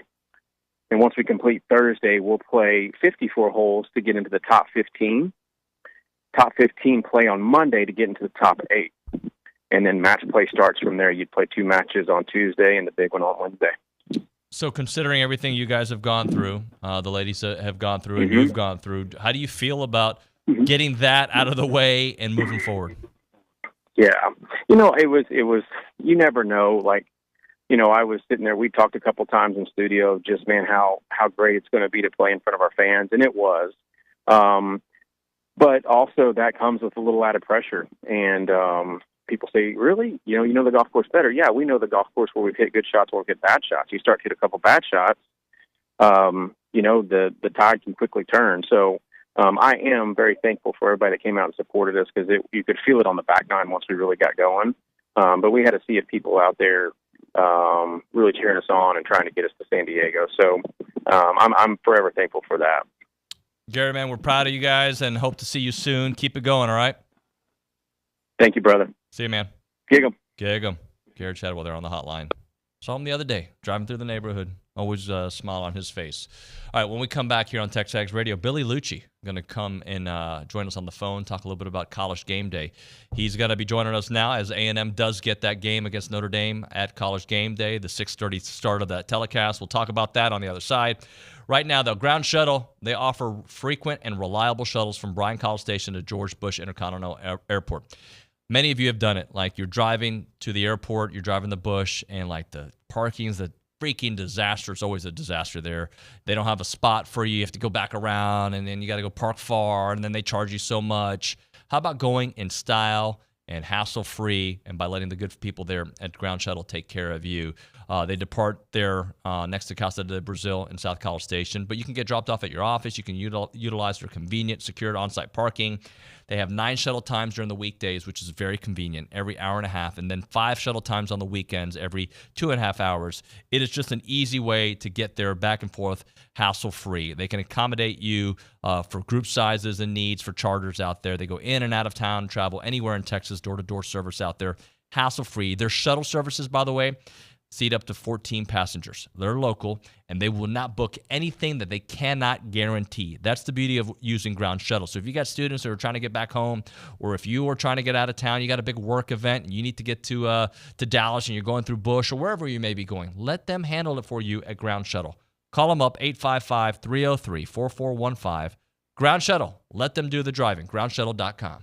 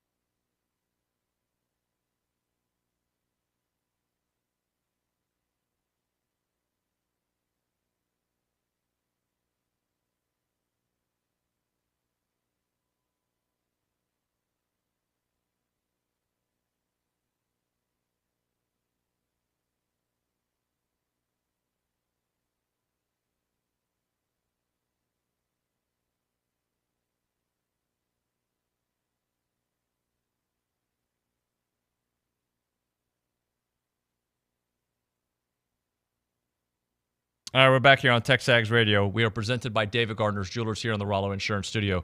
Earlier, about 30 minutes or so ago, Texas A&M was announced to be the host for ESPN's College Gameday for that game against Notre Dame. News just came down a little while ago, so we bring on the TexAgs face, name, you name it, Billy Liucci here on the program. Billy, good morning, sir. Good morning, sir. David, what's up? Hey, buddy. So I'm not I'll surprised. tell you something funny. Yeah. You want to hear something funny? You were playing the Foo Fighters coming out of that break. I had a dream this morning that I was in like some kind of record store, and I could get like my 10 favorite albums, like whatever I wanted, like a record, and I kept going back to just debating if I wanted to get the Foo Fighters, which would in no world, not that I don't like them, but in no world would they be in my top 10. But I kept looking back on that one, going, damn, maybe I should get the Foo Fighters. And then here you go. You guys got some mind readers over at the studio. AI told us to do that, Billy. Hey, you remember It your may dreams? have. It may have. Yeah. All of them? A lot, yeah. Probably most of them. I don't know. Who knows? Maybe I have like 100 more. Because there's dreams that I kind of remember the beginning of, and I'm like, man, what was I dreaming about? And I forget immediately. All right, let's get into. I had a dream. You could probably read up. I'm sure somebody listening knows about like people that vividly remember their dreams. It's probably not a good thing, but that's what I do. I sometimes control my dreams. Yeah, I know what you're talking about. I go to bed and I feel like I'm like Liam Neeson in Taken, or I just go be a vigilante. That happens in a lot of my dreams, Billy. I'm sure you're not surprised. Yeah, I bet you're one of those night terror guys.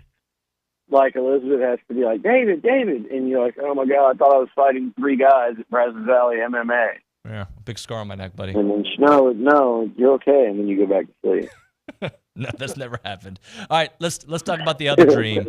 A&M-Notre Dame, ESPN College Day. It's cool, man. I'm not surprised by it, but nice to be recognized. Nice to get that game.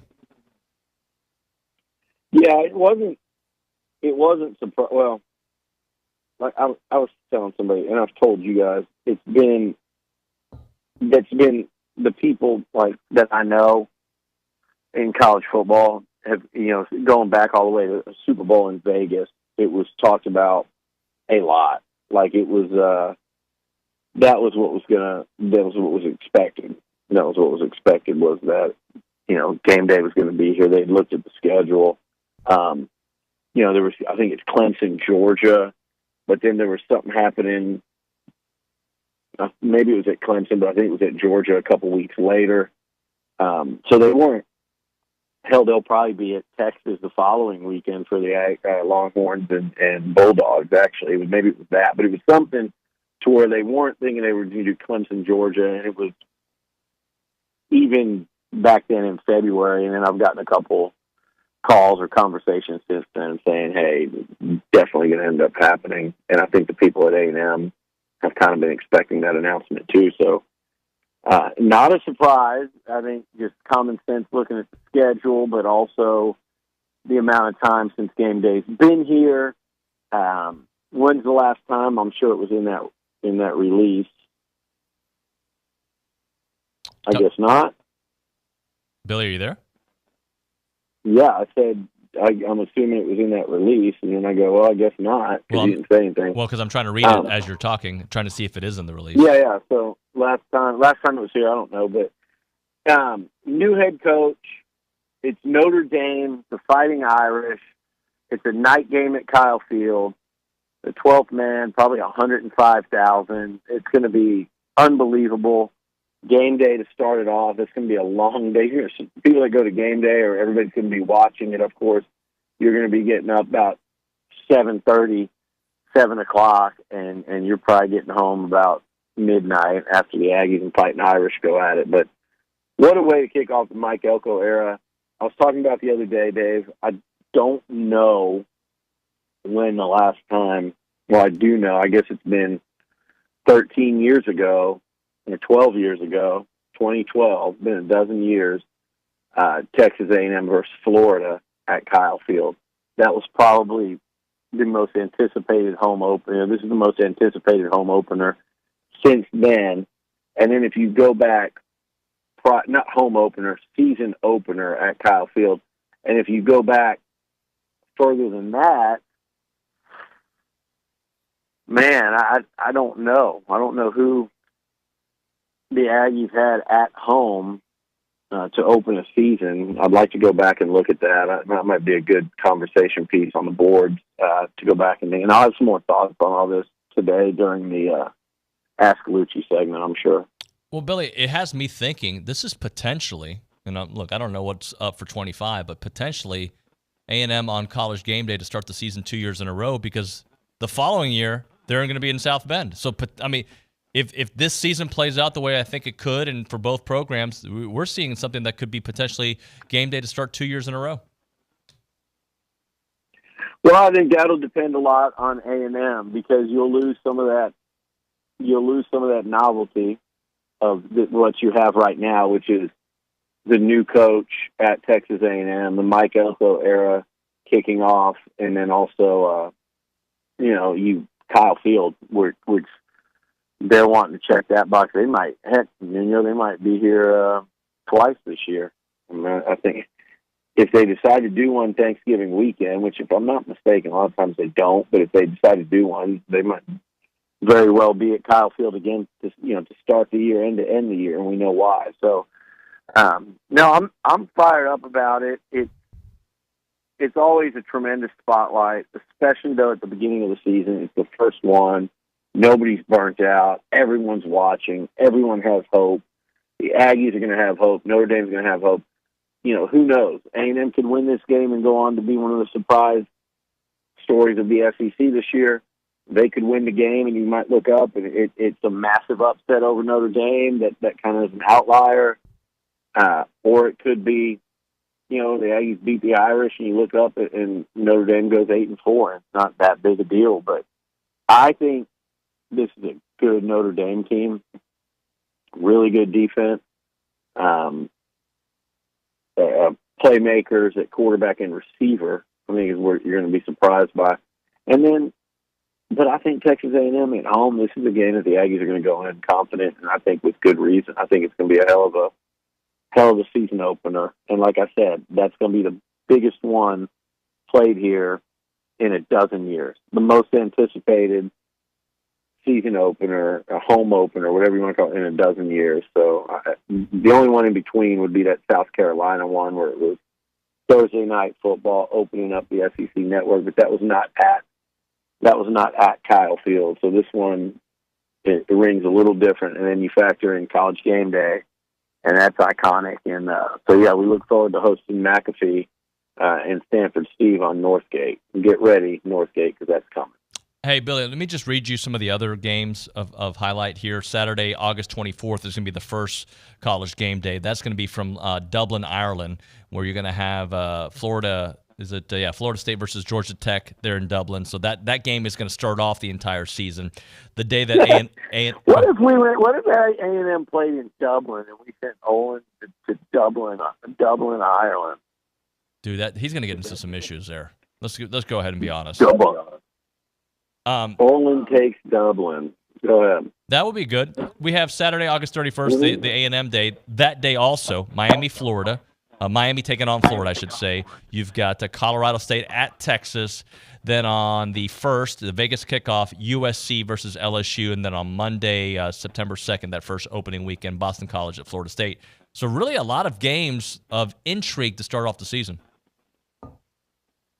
Yeah, what I was wondering was if A&M Notre Dame. I had heard before the game day thing that there was a potential for that game. There were talks of maybe that one being that Sunday game, that Sunday night game for that spotlight. But then once it became the game day game, then obviously it's going to be played Saturday night, which I think is better. Just keep it normal.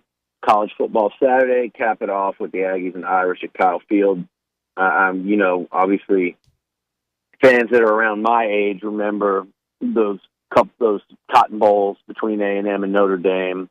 Then there was a home and home back in A&M went up there, got beat in a competitive game, came back the next season and beat up on a bad Notre Dame team. at Kyle Field. I think Bob Davie coached at least one, if not both of those teams.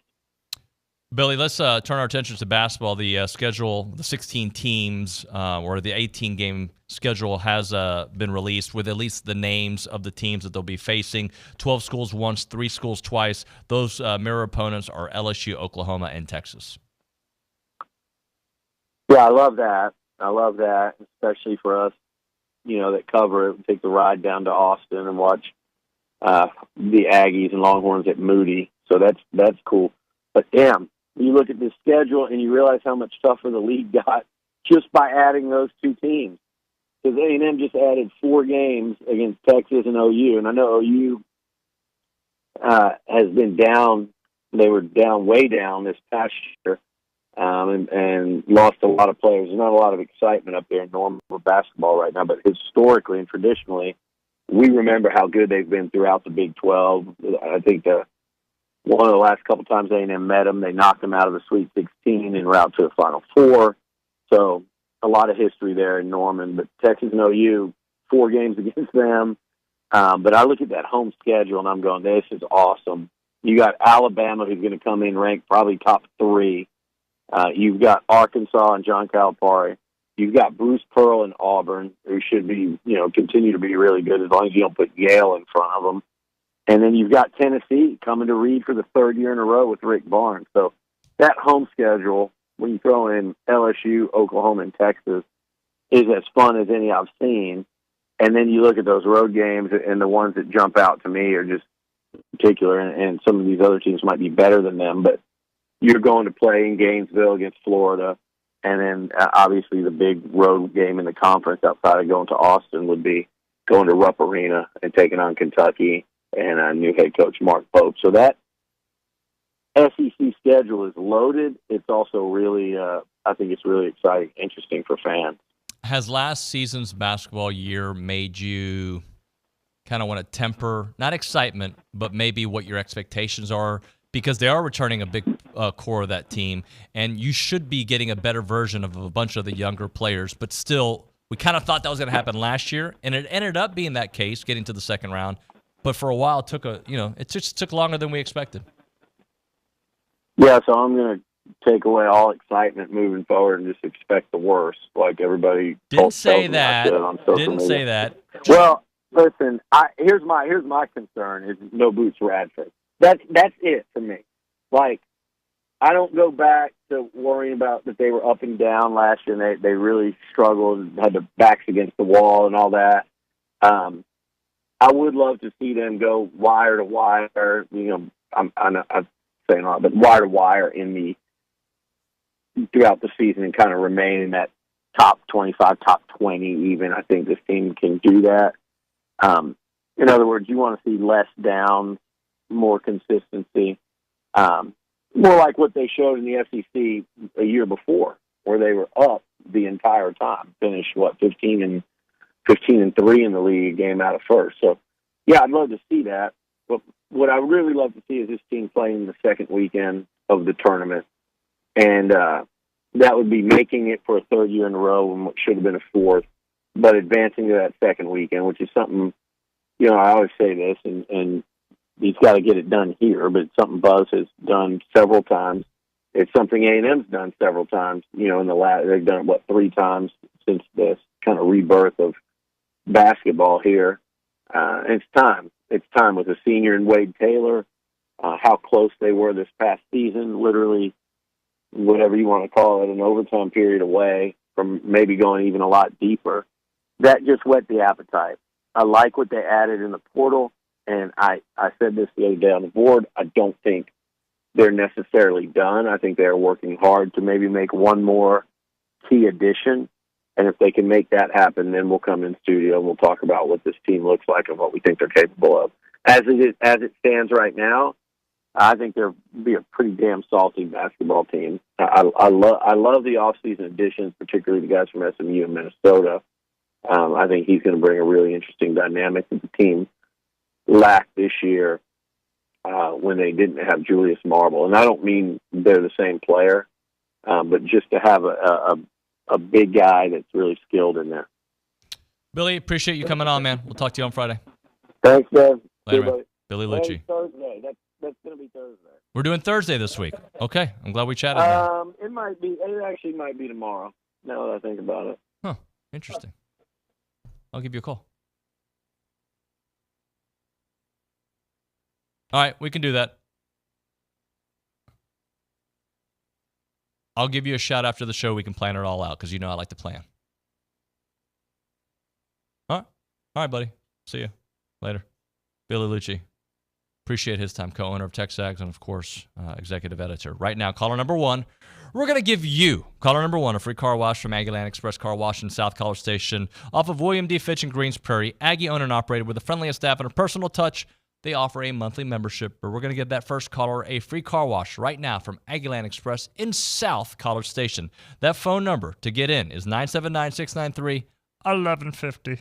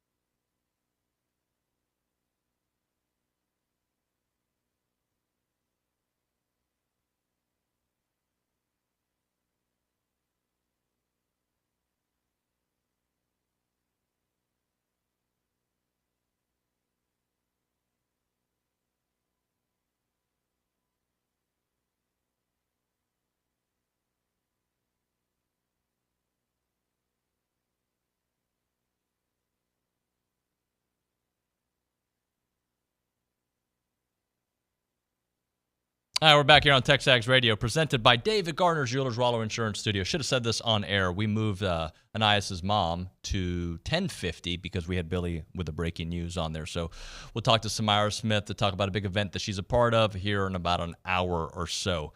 Got a minute before we hit a break. Let's go to the Angry Elephant News and Social Center. Mac Attack, what do you got for us? Your mic's not on. That's what you got.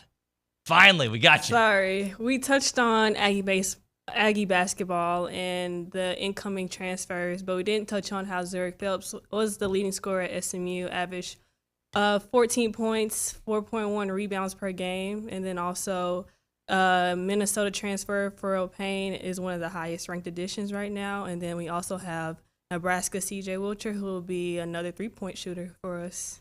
Definitely need three-point shooting. I wouldn't say that was the Achilles heel of A&M.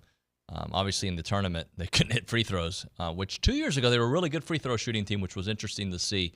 But this team certainly could use some three-point shooting, and CJ Wilcher hopefully provides a little bit of that. All right, we're going to do this. We're going to hit a break. When we come back on TexAgs Radio, we got a couple things. Tom Hart, everybody's favorite SEC analyst, will join the program. Mark Weaver will come by after that to talk a little Aggie women's tennis. Tori Vidales after that. And then Samara Smith to talk a little bit about the big event, the Mike Rozier event that she's going to be a part of.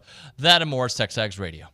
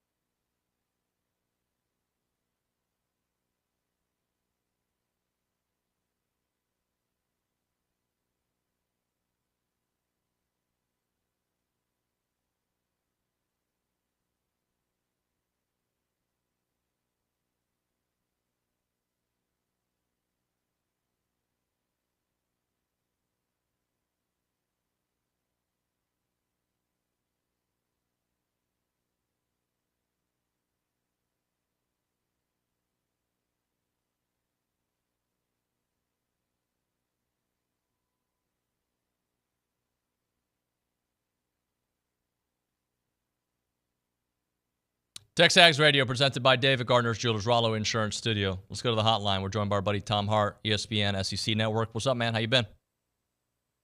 I've been great. How about you? I'm good, man. I got a release this morning that A&M is going to be hosting College Gameday for that second Saturday of college football. I guess it's their first official one. Did they still call the Ireland game the 0 week, I guess? Is that what they call it? Yeah, week 0. Well, probably at some point, week 0 is going to become week 1. I was just literally just looking at that schedule, that opening week. And listen, game day is huge, and that's great for A&M. But even what struck me before that is the fact that and I guess you could have predicted this, that's going to be the ABC primetime game. Just a big opportunity for Mike Elko and his team to deliver a message. And we talked barely about Notre Dame last week. We're kind of going over the schedule. I had a little bit more time to look into it. I suppose the prognosticators say that, some are saying that's a top 10 team. I don't know. We'll see once we get there, right? I mean, that's a long ways away, but a huge opportunity nonetheless, regardless whether they're ranked in the top 5 or in the top 20, a big opportunity for A&M. Tom, Billy was on the show just a little while ago, but last week, and he made a comment about somebody who talked to him, how certain programs are a top 10 program until they're not. And programs like A&M have to prove that they're a top 10 program, right? So like LSU, I have my questions about LSU. I have my questions about Notre Dame. But because of the body of work over the last 20 years, they get the benefit of the doubt, while A&M, who flirts with those ideas every year, has to do it on a consistent basis. Just your thoughts on that topic. Oh, yeah, I think that's accurate. I think that's true. And I think when you have peaks and valleys, critics tend to remember the valleys, right? Especially if it came at a point where you were the pick of the week, right? Like that's the flavor of the week. Man, A&M's on fire. Look at what they're going to do. And then it doesn't happen. And I think people who jump on bandwagons, and this goes for prognosticators and top 25 voters, they jump on the bandwagon, they elevate a team, and then they don't perform within that next week or the next month, whatever that might be. They tend to remember that. Like that hurts more than the benefit of the rise to get there. But the flip side of that coin is, and I saw this in the Cotton Bowl with Missouri and Ohio State, if Missouri goes to the Cotton Bowl and they beat, I don't know, let's say Michigan State was having a great year, and they beat Michigan State, and Michigan State's ranked as a top 10 team, there's generally a collective yawn throughout the country. Like, oh, great, you won the Cotton Bowl. You finished in the top 10. Nice season, and they pat you on the head, and away you go. But when you take down a team like Ohio State, that delivers a message. The casual, we're all just so into it, right, that we think that everybody knows everybody's depth chart and everybody's schedule and what they've done and what they're poised to do. The casual fan doesn't get that. So a primetime game against Notre Dame, you knock them off, that carries a heck of a lot more weight than, a next level, a next tier team that doesn't have that same recognition. I also think it matters when it happens, right? So if you beat Notre Dame to start the season, it might be different than beating Notre Dame in November for what it does to you in that initial reaction, right? Because if Notre Dame ends up being an 8-4 team, sure, people will take that against you, but that initial spike you get from beating them, I think that can last longer. Oh, without a doubt. I mean, and as Notre Dame plays throughout the season, right? If they are a top 5 team, which some are saying, and you knock them off, well, then they're sure to find better wins throughout the course of the year. That's more likely than them just falling apart and becoming a, top 25 bubble team. So every time Notre Dame wins a game with the schedule that they play and with the attention that they get, then A&M can ride that wake even farther. And I think that's really important. Talking to Tom Hart here on TexAgs Radio. So we're very early into breaking down teams because there's so much change. But you look at this Notre Dame thing, you think about not only the program, but Riley Leonard coming over. You think about Mike Denbrook taking over, the former LSU offensive coordinator. There's reasons for optimism beyond just being Notre Dame there. Yeah, I think Riley Leonard is going to be a real hot button quarterback this year because he got a lot of great attention before the injury when he was at Duke. But the numbers, especially through the air, don't suggest, and I'm just being hypercritical here, there's nothing against the player, but don't suggest that he was worthy of all the praise that he got. They were the flavor of the month, right? They got a couple of good wins in September. They had some nationally televised games. He was a great story because he's so athletic and a great runner, and his basketball background, and the wristband that he wears that his mom told him he sucks. Like it's a fun college football story, but in the end, the numbers, especially through the air and the touchdowns that he's thrown relative to interceptions, like the numbers don't jump out at you. I don't know if you have them in front of you, and you go, wait a second, this is the guy everyone's getting excited about. So I think that's gonna be key off-season talk. Is, are you in the Riley Leonard camp or you're not? And if you are, is it because of potential? Because it's certainly not based on simple production. And then you could also make an argument that if you are in that camp, it's because he was the flavor of the month for an entire month for a team and a program that hadn't really seen success since Steve Spurrier was their head coach. So I think all that plays into college football storylines, which how you and I make our living. By the way, we talk about Notre Dame trying to get back to what we think of Notre Dame, but honestly, like outside of since 2016 when Brian Kelly won 4 games, they've won at least 10 games every year but one. The year that they didn't was when Marcus Freeman took over and they won 9 games. So they have been consistently in the mix. They just haven't been the elite of the elites. Yeah, and I think they probably have dipped a little bit from the nation's consciousness because of their strength of schedule. And I don't mean simply that the games or wins weren't worthy, but Notre Dame used to be must-see TV, right? And that was based upon who they were playing, when they were playing them. And now in this kind of cluttered college football television landscape, they're playing, an ACC team. If it's not Clemson, they've kind of fallen out of favor in terms of like, where does your remote go, right? Where does your remote go on a Saturday afternoon or a Saturday night? They had their series with Georgia. Those are 2 of the most watched games in the last probably 8 years of college football. They were huge, monster games. But the other ones, especially with Clemson not playing well lately and Florida State being, even though they came back last year, kind of being what they've been, USC, just hasn't been must-see television, and I think that probably hurts their brand a little bit. So I'm looking at Riley Leonard's stats here. Overall, he's a quarterback rating of 131, thrown for 4,450 yards. He's got 24 touchdowns to 10 interceptions. Solid numbers, but not like ridiculous numbers. Yeah, what was he last? Can you break it down just last season before the injury? Yep, 7 games, 95 of 165, 57% passer. He threw for 3 touchdowns and 3 picks, a 116 quarterback rating. Yeah, so obviously it's unfair to hold all of that against him, but to be a top portal target and you threw for 3 touchdowns last year, that I think people are going to look at that critically and say, okay, what did they really get? And can he take his game to the next level? Can he have a bounce back season? Tom, if I remember correctly, you're on the call this weekend, right, for Arkansas A&M? Yeah, that's right. So are you at the concern level of A&M? Like, obviously, you look at every SEC team, but if you're an A&M fan, should you be concerned for what you've seen the last couple weekends? Well, I think Schloss put it pretty well during or right after that LSU series, where he said, listen, if we're not going to play perfectly, and they had 5 errors in the first 2 games of that series, then our offense has to be good enough to cover up for the mistakes. And it wasn't in the LSU series, and it certainly wasn't last week either. And I think there is I've never been a sky is falling chicken little, but I think it's fair to say, ooh, hold on a second. Braden Montgomery's in a real slump. Like, the bottom of the order did not necessarily do its job, and neither did some of our stars last week.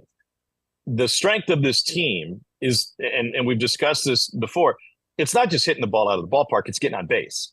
And getting on base and setting the table for guys who can do that. And I was just going over the numbers from, each of the last 2 weekends. And yeah, I mean, that's cause for concern. It doesn't mean that can't be found again. Now, it's going to be tough against Hagen Smith, who is the best pitcher in the SEC this year, easily. It's going to be tough to find your rhythm against him, but you better have an opportunity against the Arkansas bullpen. I could see if A&M doesn't find the offense this weekend, and I know that's weather's going to play a role in all of this, and some thunderstorms likely. They're likely to be low-scoring games on both sides because Arkansas's offense, just especially on the road, has been very pedestrian. So then the question becomes, okay, can you play clean enough? Don't issue free passes. Don't make mistakes in the field. Can you play clean enough to win a close game, a 1-2 run game, and have the other team make those mistakes? And those will be great tests for A&M going forward and going into the postseason. I think interestingly, the big question marks for A&M has been pitching overall, right? In this past weekend, starting pitching was great. Prager was fantastic. Shane Sadeo was fantastic. Yeah, there were some issues with Justin Lampkin, but if they get that kind of starting pitching, to me, the offense eventually is going to get back to being what the offense has been throughout the entire season. I agree with you, and it comes down to what kind of cushion are you getting on both sides? It sure is easier to pitch and to dominate and to pitch with confidence when you're going out there with a 3-run lead. Now, once again, this Arkansas team is not. I'm just looking at the Ole Miss stats right here for A&M last weekend. This Arkansas team is not the kind that has shown that over the course of the season that they're going to bang the ball out of the yard and be a threat 1 through 9. They have some guys that can do it. I didn't notice, by the way, that Prager struck out 10 and only walked 1 this weekend. Like, those are really good numbers. But you put a lot of pressure on your pitching staff if, Lavalette 2 for 10 and Montgomery's 2 for 11 and Grahovac is 2 for 13. That is where the threat of this offense begins at the top of the order. Camarillo had that incredible game against LSU and a really good series, and he comes back down to earth and goes 0 for 11. So, yeah, that's got to be straightened out first, and I think the pitching's kind of the icing on the cake.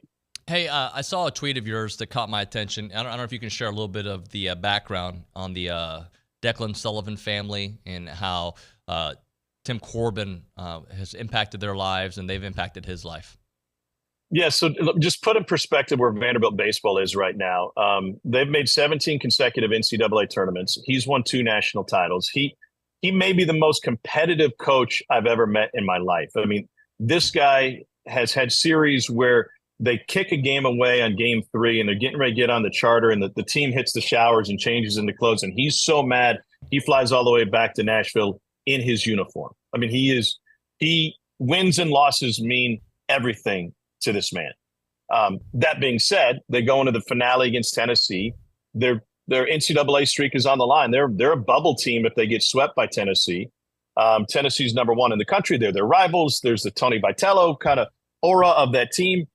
And he's up late at night the night before, not thinking about how can we scratch across some runs, how can we shut out Tennessee, but thinking about this family whose 8-year-old, after some storms in the Nashville area, was swept into a stormage drain, stuck all the way underneath the neighborhood for 200 yards in a culvert before being spit out. They find his body. They get his heart going again. He goes to the hospital. And the family was familiar to the Corbins because both the boys, the 8-year-old and the 10-year-old, had both spent time at Vanderbilt baseball camp. So he calls the dad, Sunday morning, and he says, I know I can't do anything for you guys in the hospital with the one son, but can we bring the other one over to the ballpark today? And another element to Tim Corbin, like during opponent's batting practice, Vandy finishes hitting. He goes straight to the bench. He's got his clipboard. He watches the other team. He scouts them. He sees who's doing what, who's moving the ball where. On this day, he and his wife, Maggie, as soon as Vandy batting practice is over, they leave the ballpark. They go get in his little golf cart. They go over to Vandy Medical Center. They pick up the son. They bring him back to the ballpark. And before the game, he's by Corbin's side. It's the biggest game of the year for him. And all he wants to do is win. But in this moment, in this family at need, he reaches out and says, it's a small gesture on my behalf, but let me help the family out a little bit. And I just think it speaks to the things that a lot of these people do behind the scenes that we never hear about and we don't know about. And we criticize coaches all the time and players all the time, but how are you using your bullpen? What are you doing batting that guy third? That was the last thing on his mind. Even though he wanted to win, he thought of his family first. And that really tugged at my heartstrings. And I know based on the reaction I've gotten nationally on that story, rightly so.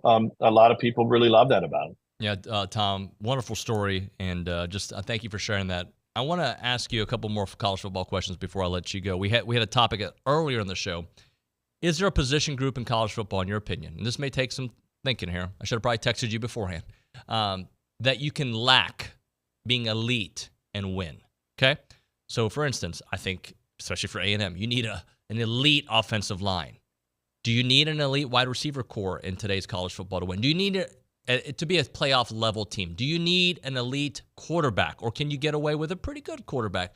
Is there a position group in your mind that you can maybe not have elite and still be pretty successful, like college football playoff conversation successful? I thought Michigan's quarterback play last year was average. You know, in the Penn State game, I think they ran the ball 31 straight times or something like that. That is the coaching staff believing in every other aspect of their offense and saying, don't worry, we don't care, JJ, where you go in the draft. We're just going to have you turn and hand the ball off because we know we can control this game.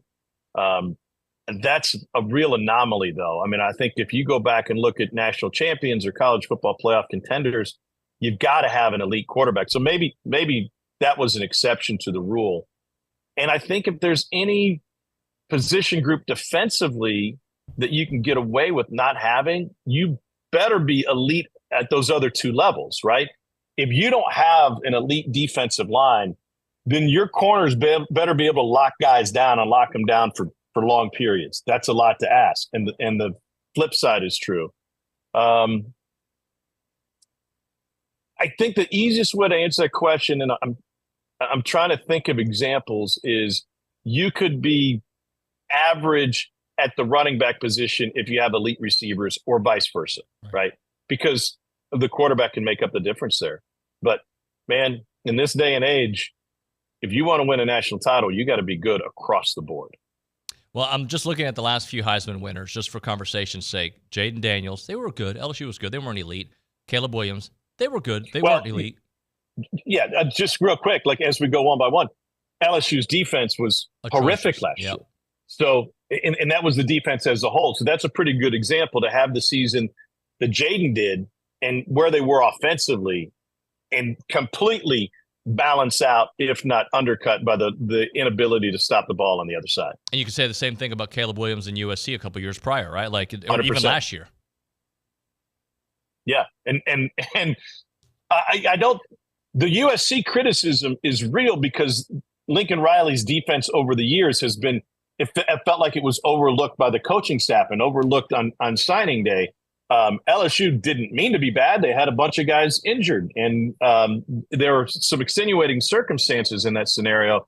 But the USC thing really jumped out because it was just like they felt like defense didn't matter. Well, no, you got to be able to stop people. Tom, great stuff, man. Thanks for the time. All right. Thanks, man. I look forward to seeing that red carpet. Dalton's supposed to be spreading some roses for me. He said he quit his job to join the traveling circus and roll out red carpet for visiting dignitaries. I'm sorry, who? Dalton? Who? Oh, you wouldn't know. This guy. I miss him already, Tom. Talk to you later, man. See you, boys. See you. Tom Hart on the hotline. Right now, Schulte Roofing Time, award-winning roofing company. They provide all the work you need, industrial, commercial, and residential services to the surrounding areas, Belleville, Brenham, Bryan-College Station, Conroe, Montgomery, Navasota, San Antonio, the Woodlands, and all those surrounding counties. They're going to take care of you. And you know their slogan. They are home. It's not even a slogan. It's just a fact. It's a way of life there. They are home of the Bulletproof Roof Guarantee, the industry's absolute best roofing system, roof installation, warranty, and 100% satisfaction guarantee or your money back there. They've been around since 1994. They've been doing great work for everybody in this area, and they're committed to excellence. They've grown into a top 100 roofing company, and they're going to take care of you and all of your roofing needs. Their phone number is 1-800-4ROOF. Again, that number, 1-800-4ROOF. You can call them directly at 936-825-3690. But again, 1-800-4ROOF, or go to schulteroofing.com.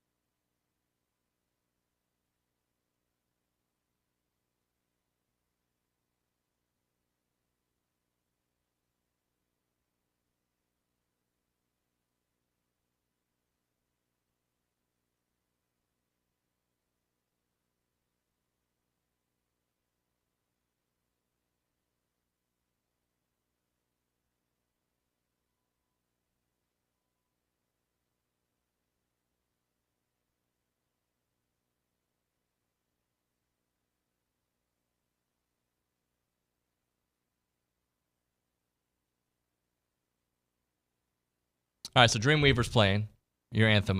Do you get sick of the joke, the Dreamweaver joke? No, I love it. It reminds me of my days back when I was on the tennis team here. Well, what movie is this? Is it Boogie Nights? I forget. This is in a lot of movies, but I feel like recently I saw a movie where the song, I think it was Boogie Nights, and that says a lot about me. Mark Weaver's in studio. How are you, sir? Great. Thanks for having me on here. So let's talk a little bit about it. You all punched your ticket to the Elite Eight there in the NCAA tournament. Third consecutive time, upsetting the national champs, North Carolina there. Let's talk about it. So first off, 3 straight times. I know you believe in this team. We've had many talks, but when it happens, to continue to get the story going, what does that mean to you? Yeah, that match with UNC was one for the history books. We've had a lot of great moments here in Texas A&M women's tennis history. I've been a part of the program for 25 years now, and that's right up there at the top, if not at the top. Just when you play in the fact they hadn't lost here in 6 years, 94-match home winning streak, and oh, by the way, the defending national champions. And it was a great match, a great atmosphere. They had a great crowd out, probably close to 1,000, and it was just electric feeling. We started out pretty good in the doubles. We were a little behind. We had a long rain delay, which was really might have actually helped us a little bit.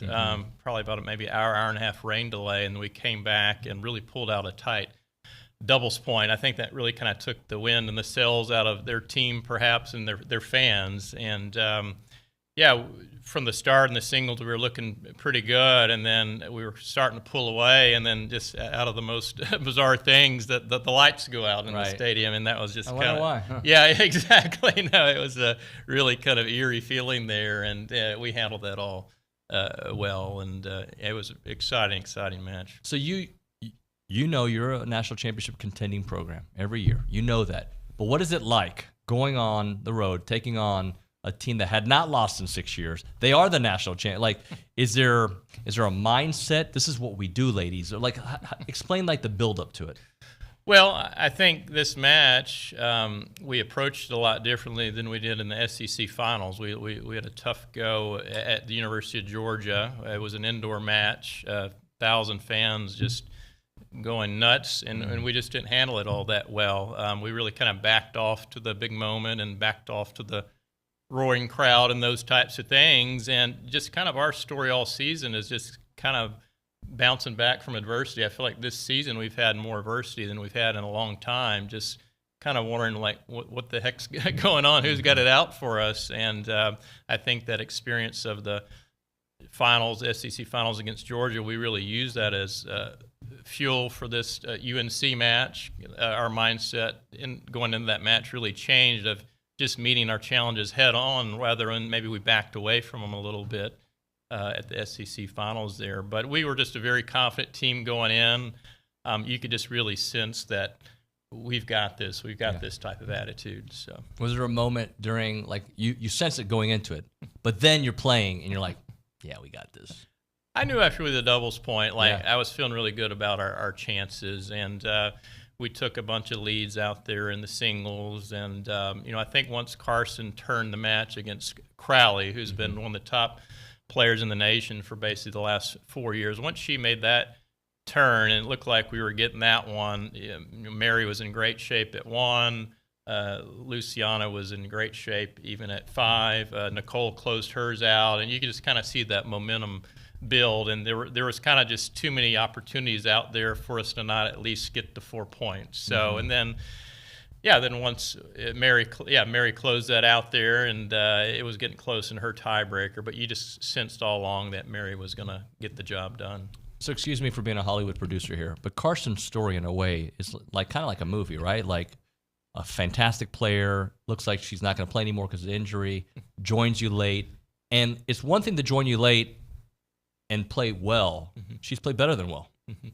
Yeah, she's come back better and stronger. It's the best tennis I've ever seen Carson play, and I've seen Carson play since she's probably 13, 14 years old, and she's got all the talent in the world, and it's just great to see her body healthy again. It's really just helped her mind be stronger, knowing that her body's where it needs to be, and she's just playing very confident tennis, the best tennis that she's ever played, in my opinion, as far as at Texas A&M hands down the best tennis. And when she's on, she's just a dominating player, and really isn't much the other person can do on the other side of the court. I love to hear that. So talk to me about Virginia. Well, what are they great at? Virginia's had a very good year. We'll have to come out ready to go. They've had a very consistent year. They're an indoor team, generally speaking. They've had good success outdoors, but anytime you can get these indoor-type teams towards the end of the season, you're kind of like chomping at the bit there. It's kind of similar even with North Carolina. The outdoor tennis really gears towards our favor, especially when a lot of these teams have been playing indoor tennis all year. But they're plenty good. We're in the Elite Eight here, and a lot of teams can win the national title, and we'll have to be ready to go. The doubles point is always key. I think with our singles lineup, we can still escape without winning the doubles point. But if we get the doubles point, it's really hard to find 4 points at us. We've got a group that's just playing very confident tennis at every single position right now. So what's the schedule like? You leave in just about an hour, less than an hour. We're leaving in just a little bit. We just had a practice this morning. We're leaving in about 30 minutes or so. We're actually going to drive to Stillwater. It'll be maybe a 6-hour drive or so, and we'll get in tonight. We're planning on practicing twice tomorrow. We'll practice once or twice on Thursday. There's some weather, looks like, Wednesday and Thursday, so we'll see how that affects our practice schedule. But the weather looks great for Friday evening match. I've had a lot of people reach out to me. They're planning on coming, and we're looking forward to have a bunch of Aggies wearing the maroon up there. Heck yeah. Last thing for you. What are the ladies like right now? It's hungry, focused. Just kind of give me the vibe of the team. I really feel like they believe they've got this, and it's just neat to see that swagger. Earlier in the season, it seemed like we'd kind of lost our swagger a little bit. We've got our swagger right now, right when it really matters, and I just truly believe that they're confident not only in themselves but their teammates, and I feel like every person out there is, I can get the job done, she can get the job done, we can get the job done, and you can just really see it in their faces and the confidence in how they're playing. Good luck, my friend. Thank you very much. Thanks so much. Yeah, we'll be rooting you on from here. All right, we'll hit a break here. When we come back, we'll talk a little A&M softball with Tori Vidales. That and more. You're listening to TexAgs Radio, presented by David Gardner's Jewelers.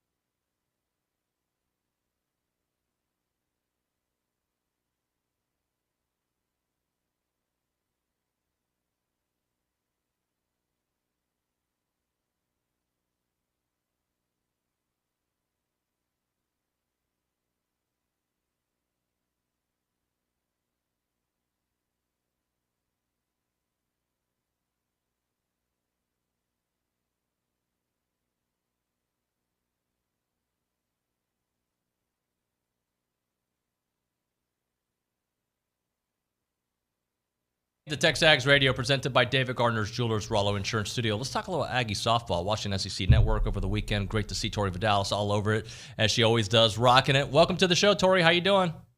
Thank you. Doing pretty good. I'm wearing my SEC shirt. All 13 teams made it. It's pretty impressive. That is impressive. Let me tell you something that's not impressive, okay?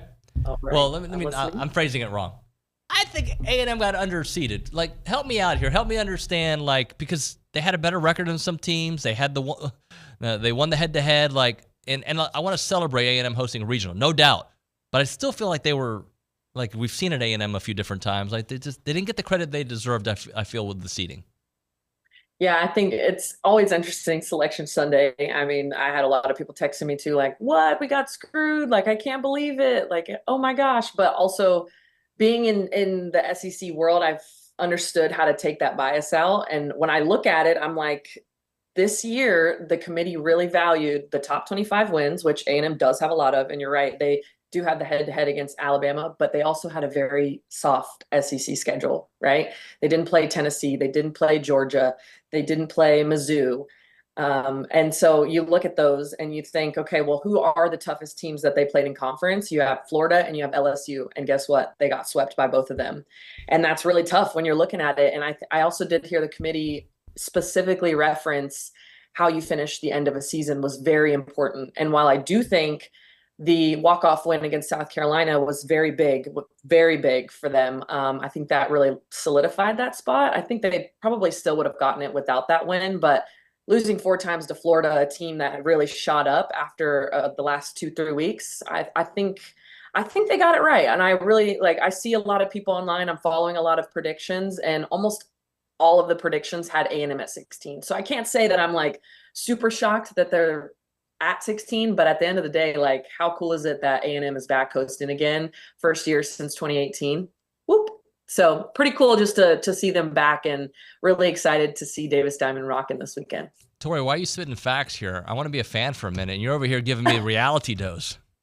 Hey, I got my analyst hat on. I got to do it. Hey, I get it, and I've been there. So also, I think maybe what they become will help them in the future, right? So if they become a mainstay like they were this year, and like they look like they were becoming last year, then I think they may get the benefit of the doubt moving forward.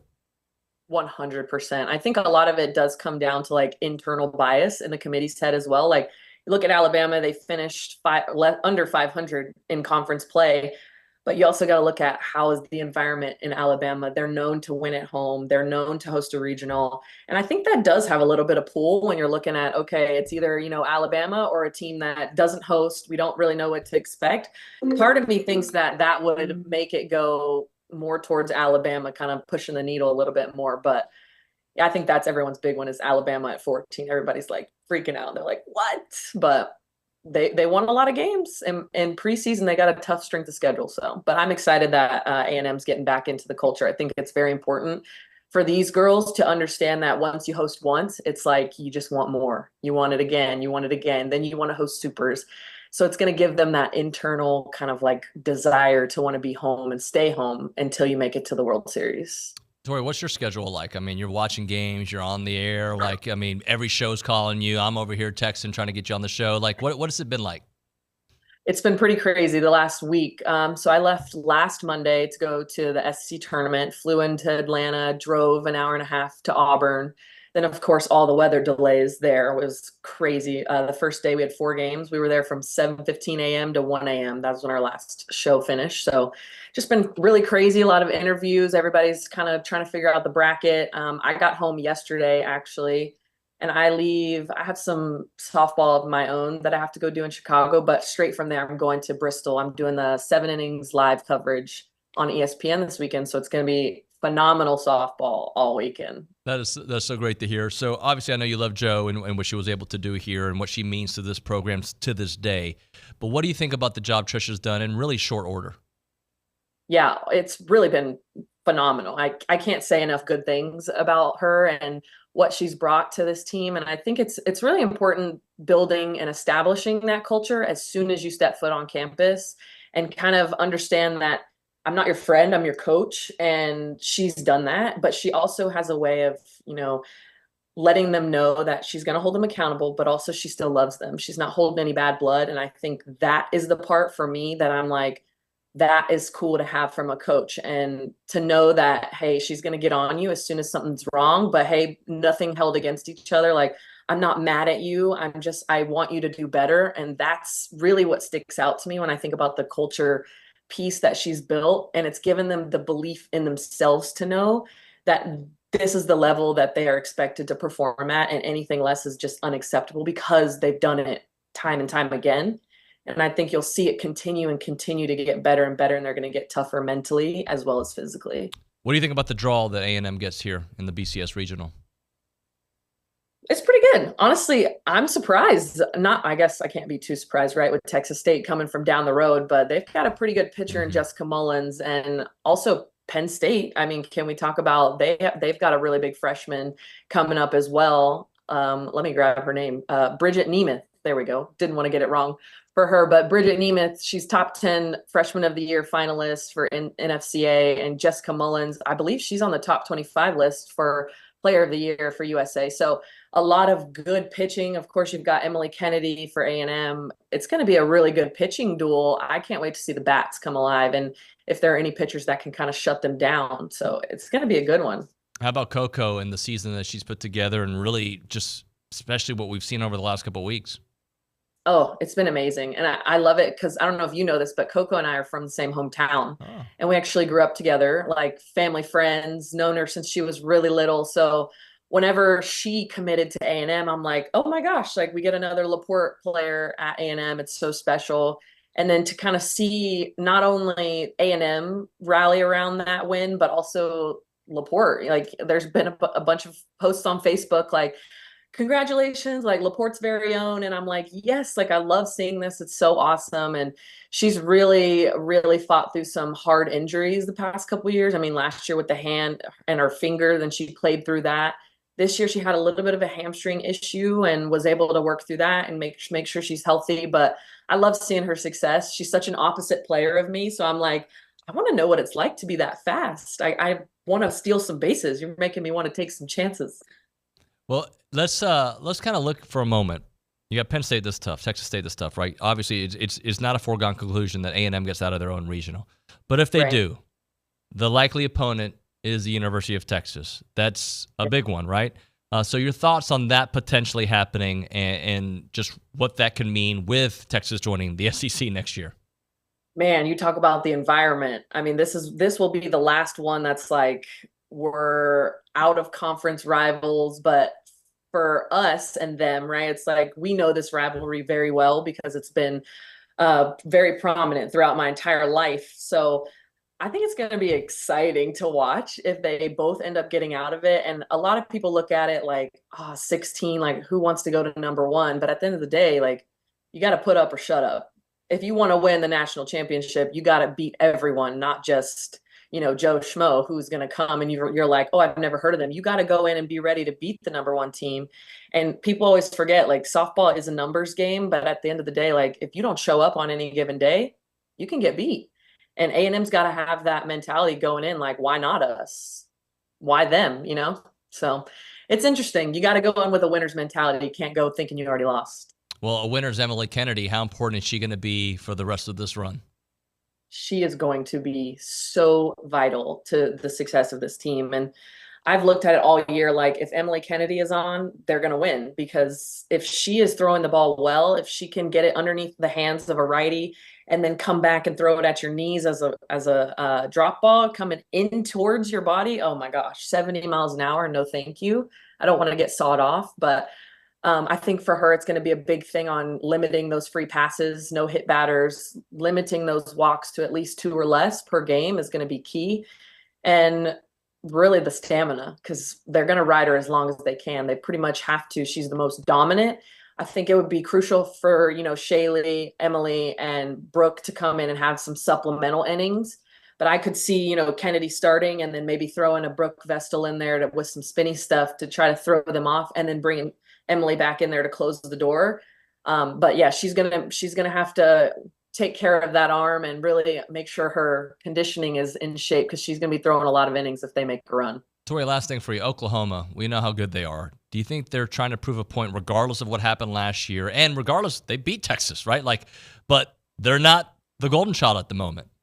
Yeah. I mean, hey, they even beat them in the Big 12 championship. So they're definitely trying to prove it. And I mean, you can't ignore the greatness of Oklahoma, right? And the experience. It's funny. I saw a graphic up the other day that was talking about all the national champions for the past few years and how many teams are on the leaderboard. And it said OU seniors, not even just Oklahoma, just OU seniors alone have 3 national championships. So for them, I think it's going to be kind of like now they get to play with a chip on their shoulder, and that they've never got to do that before. They were, Goliath, and they had to figure out a way to stay on top. But now I think their numbers aren't as dominant this year, whereas in the past, it's been all Oklahoma. They've led in the slugging, the RPG, the ERAs, the batting average. So it's cool to see the parity. And I think now you really are seeing anybody can take it. Any given day. That's my motto. Any given day. Any given day. Well, Tori, I appreciate your time. Thanks so much. We love seeing you there on the network, and hopefully to get you back here on the show soon. Yeah, thank you so much. Cheering for the Aggies. Gig 'em. Gig 'em. Tori Vidales there on the hotline. Appreciate her time. We'll hit a break here. We'll come back with Samira Smith. That's Anias's mom. Talk about a big event that she's a part of. We'll get into that. We'll ask her how Anias is adjusting there to Philly. That and more. It is TexAgs Radio presented by David Gardner's Jewelers.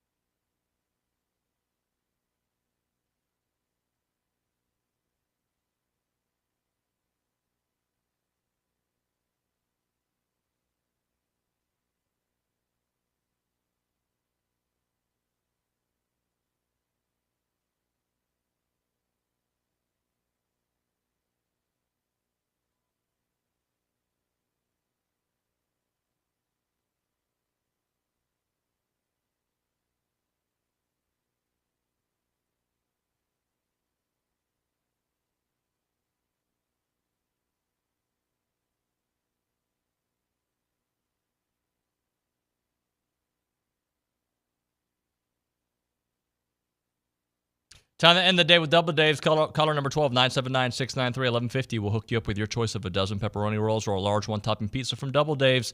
They've been serving Aggie Land since 1984 with your favorite pizza and those world-famous pepperoni rolls. Reliable in-house delivery, bringing piping hot goodness straight to your door. Just click on doubledaves.com and your favorites are on their way. Let's go to the hotline. We're joined by Samira Smith. You might know that name. She is Anias's mother. She's joining us here to talk about a cool event coming up. How are you doing, Samira?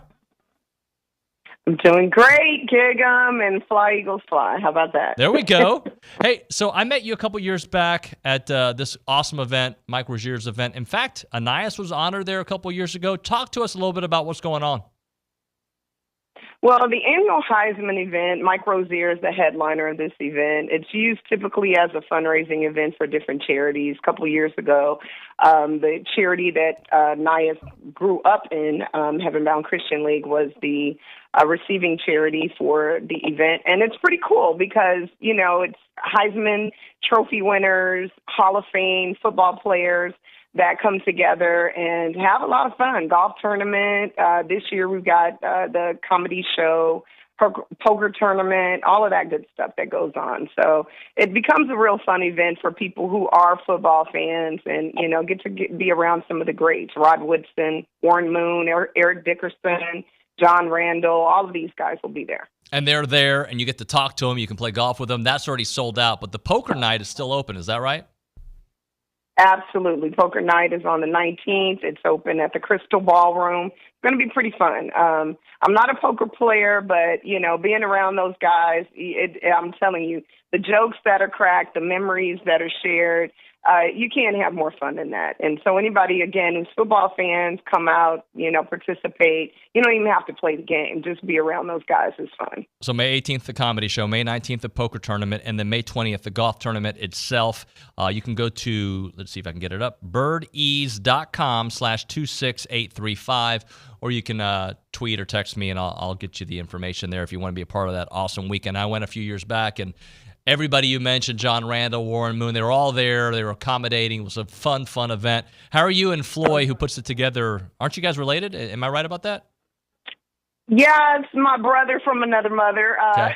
We've always said that. So he is always been a great promoter in the city of, you know, these events with the athletes for 30 plus years. He's been doing this. So we've been business associates and brother and sister for a lot of years. So he's watched Anias and my other son Maurice grow up, and, you know, football. It's all football. So, yeah, you can't get a greater historian than Floyd Johnson with football. So, Samara, I got to let you into a little secret. The Go Hour that I do in the morning with Olin Buchanan, he's a huge Cowboys fan. He hates the Eagles, but his favorite player ever is Anias Smith. He's in a weird position. Yeah, you think, well, guess what? We are as well. Cowboys has been the family team since I was a child. One TV with brothers. You had no choice. They were Cowboys, and I'm a Cowboys fan. Interesting enough, both my sons were injured on that same field, so I'm kind of feeling some kind of way now. Anias' first major injury was there, and Mo, when he played for the Redskins against the Cowboys, well, now the Commanders, got injured on that field. So, you know, I might, you know, kind of switch over. So sorry, Olin, but got to go where the bloodline goes, you know? Samira, it's interesting. I was preparing for this interview this morning, and I found an article written about Maurice back in 2014, I think it was, when Anias was just a young buck. And he was quoted talking about Nick Saban, and I'm reading this. I think he's 14 at the time, and I'm like, this sounds like an adult talking. Has he always had like this adult personality? Absolutely. Anybody that knows him, he's a really strong thinker. And so you don't know what's going on in his head, but when he speaks, you're like, oh, this kid has wisdom. So we take no credit for that. But yeah, he's always been like that. He thinks on a higher level, and, you know, he internalizes a lot of things that go on in the world. But that world of college football, that's what he grew up in, knowing, being around it. So yeah, he's got some serious insight. And if you ever ask him, he'll share some things. Oh, he is great. I love talking to him when he was in studio those many times. What is a favorite memory of Pee Wee football? We know you got plenty at A&M, but what about like a moment when he was a young player, like, uh-oh, we got another one coming? Anias, oh my God, I have a video I'll share with you at some point, but he was always a leader, right? That was the funniest thing. Okay, favorite memory for me, it was just every Saturday. I'm just going to be honest with you. He was so intense. I would have to take this kid, go try to get him donuts, do something, ride him around in the car like an hour to 2 hours before his game because he would just be crying. He would be so intense, just so feeling it. And I'm like, calm down, calm down. So we had a routine. I would do my thing for about an hour, and then I hand him off to his dad. He'd do the next 30 minutes, just trying to get him mentally come, just let's get ready. It's okay, ready for a game. And that was my favorite.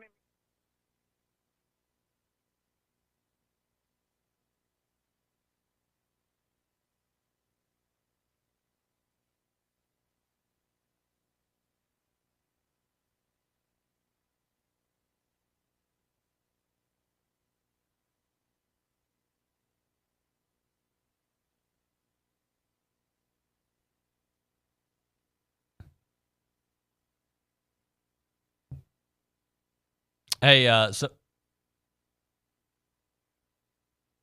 Samara, we hope he gets his customary number 0 at some point at the Eagles, and he's one of our favorites, and you're great. So thank you so much for making a few minutes for us.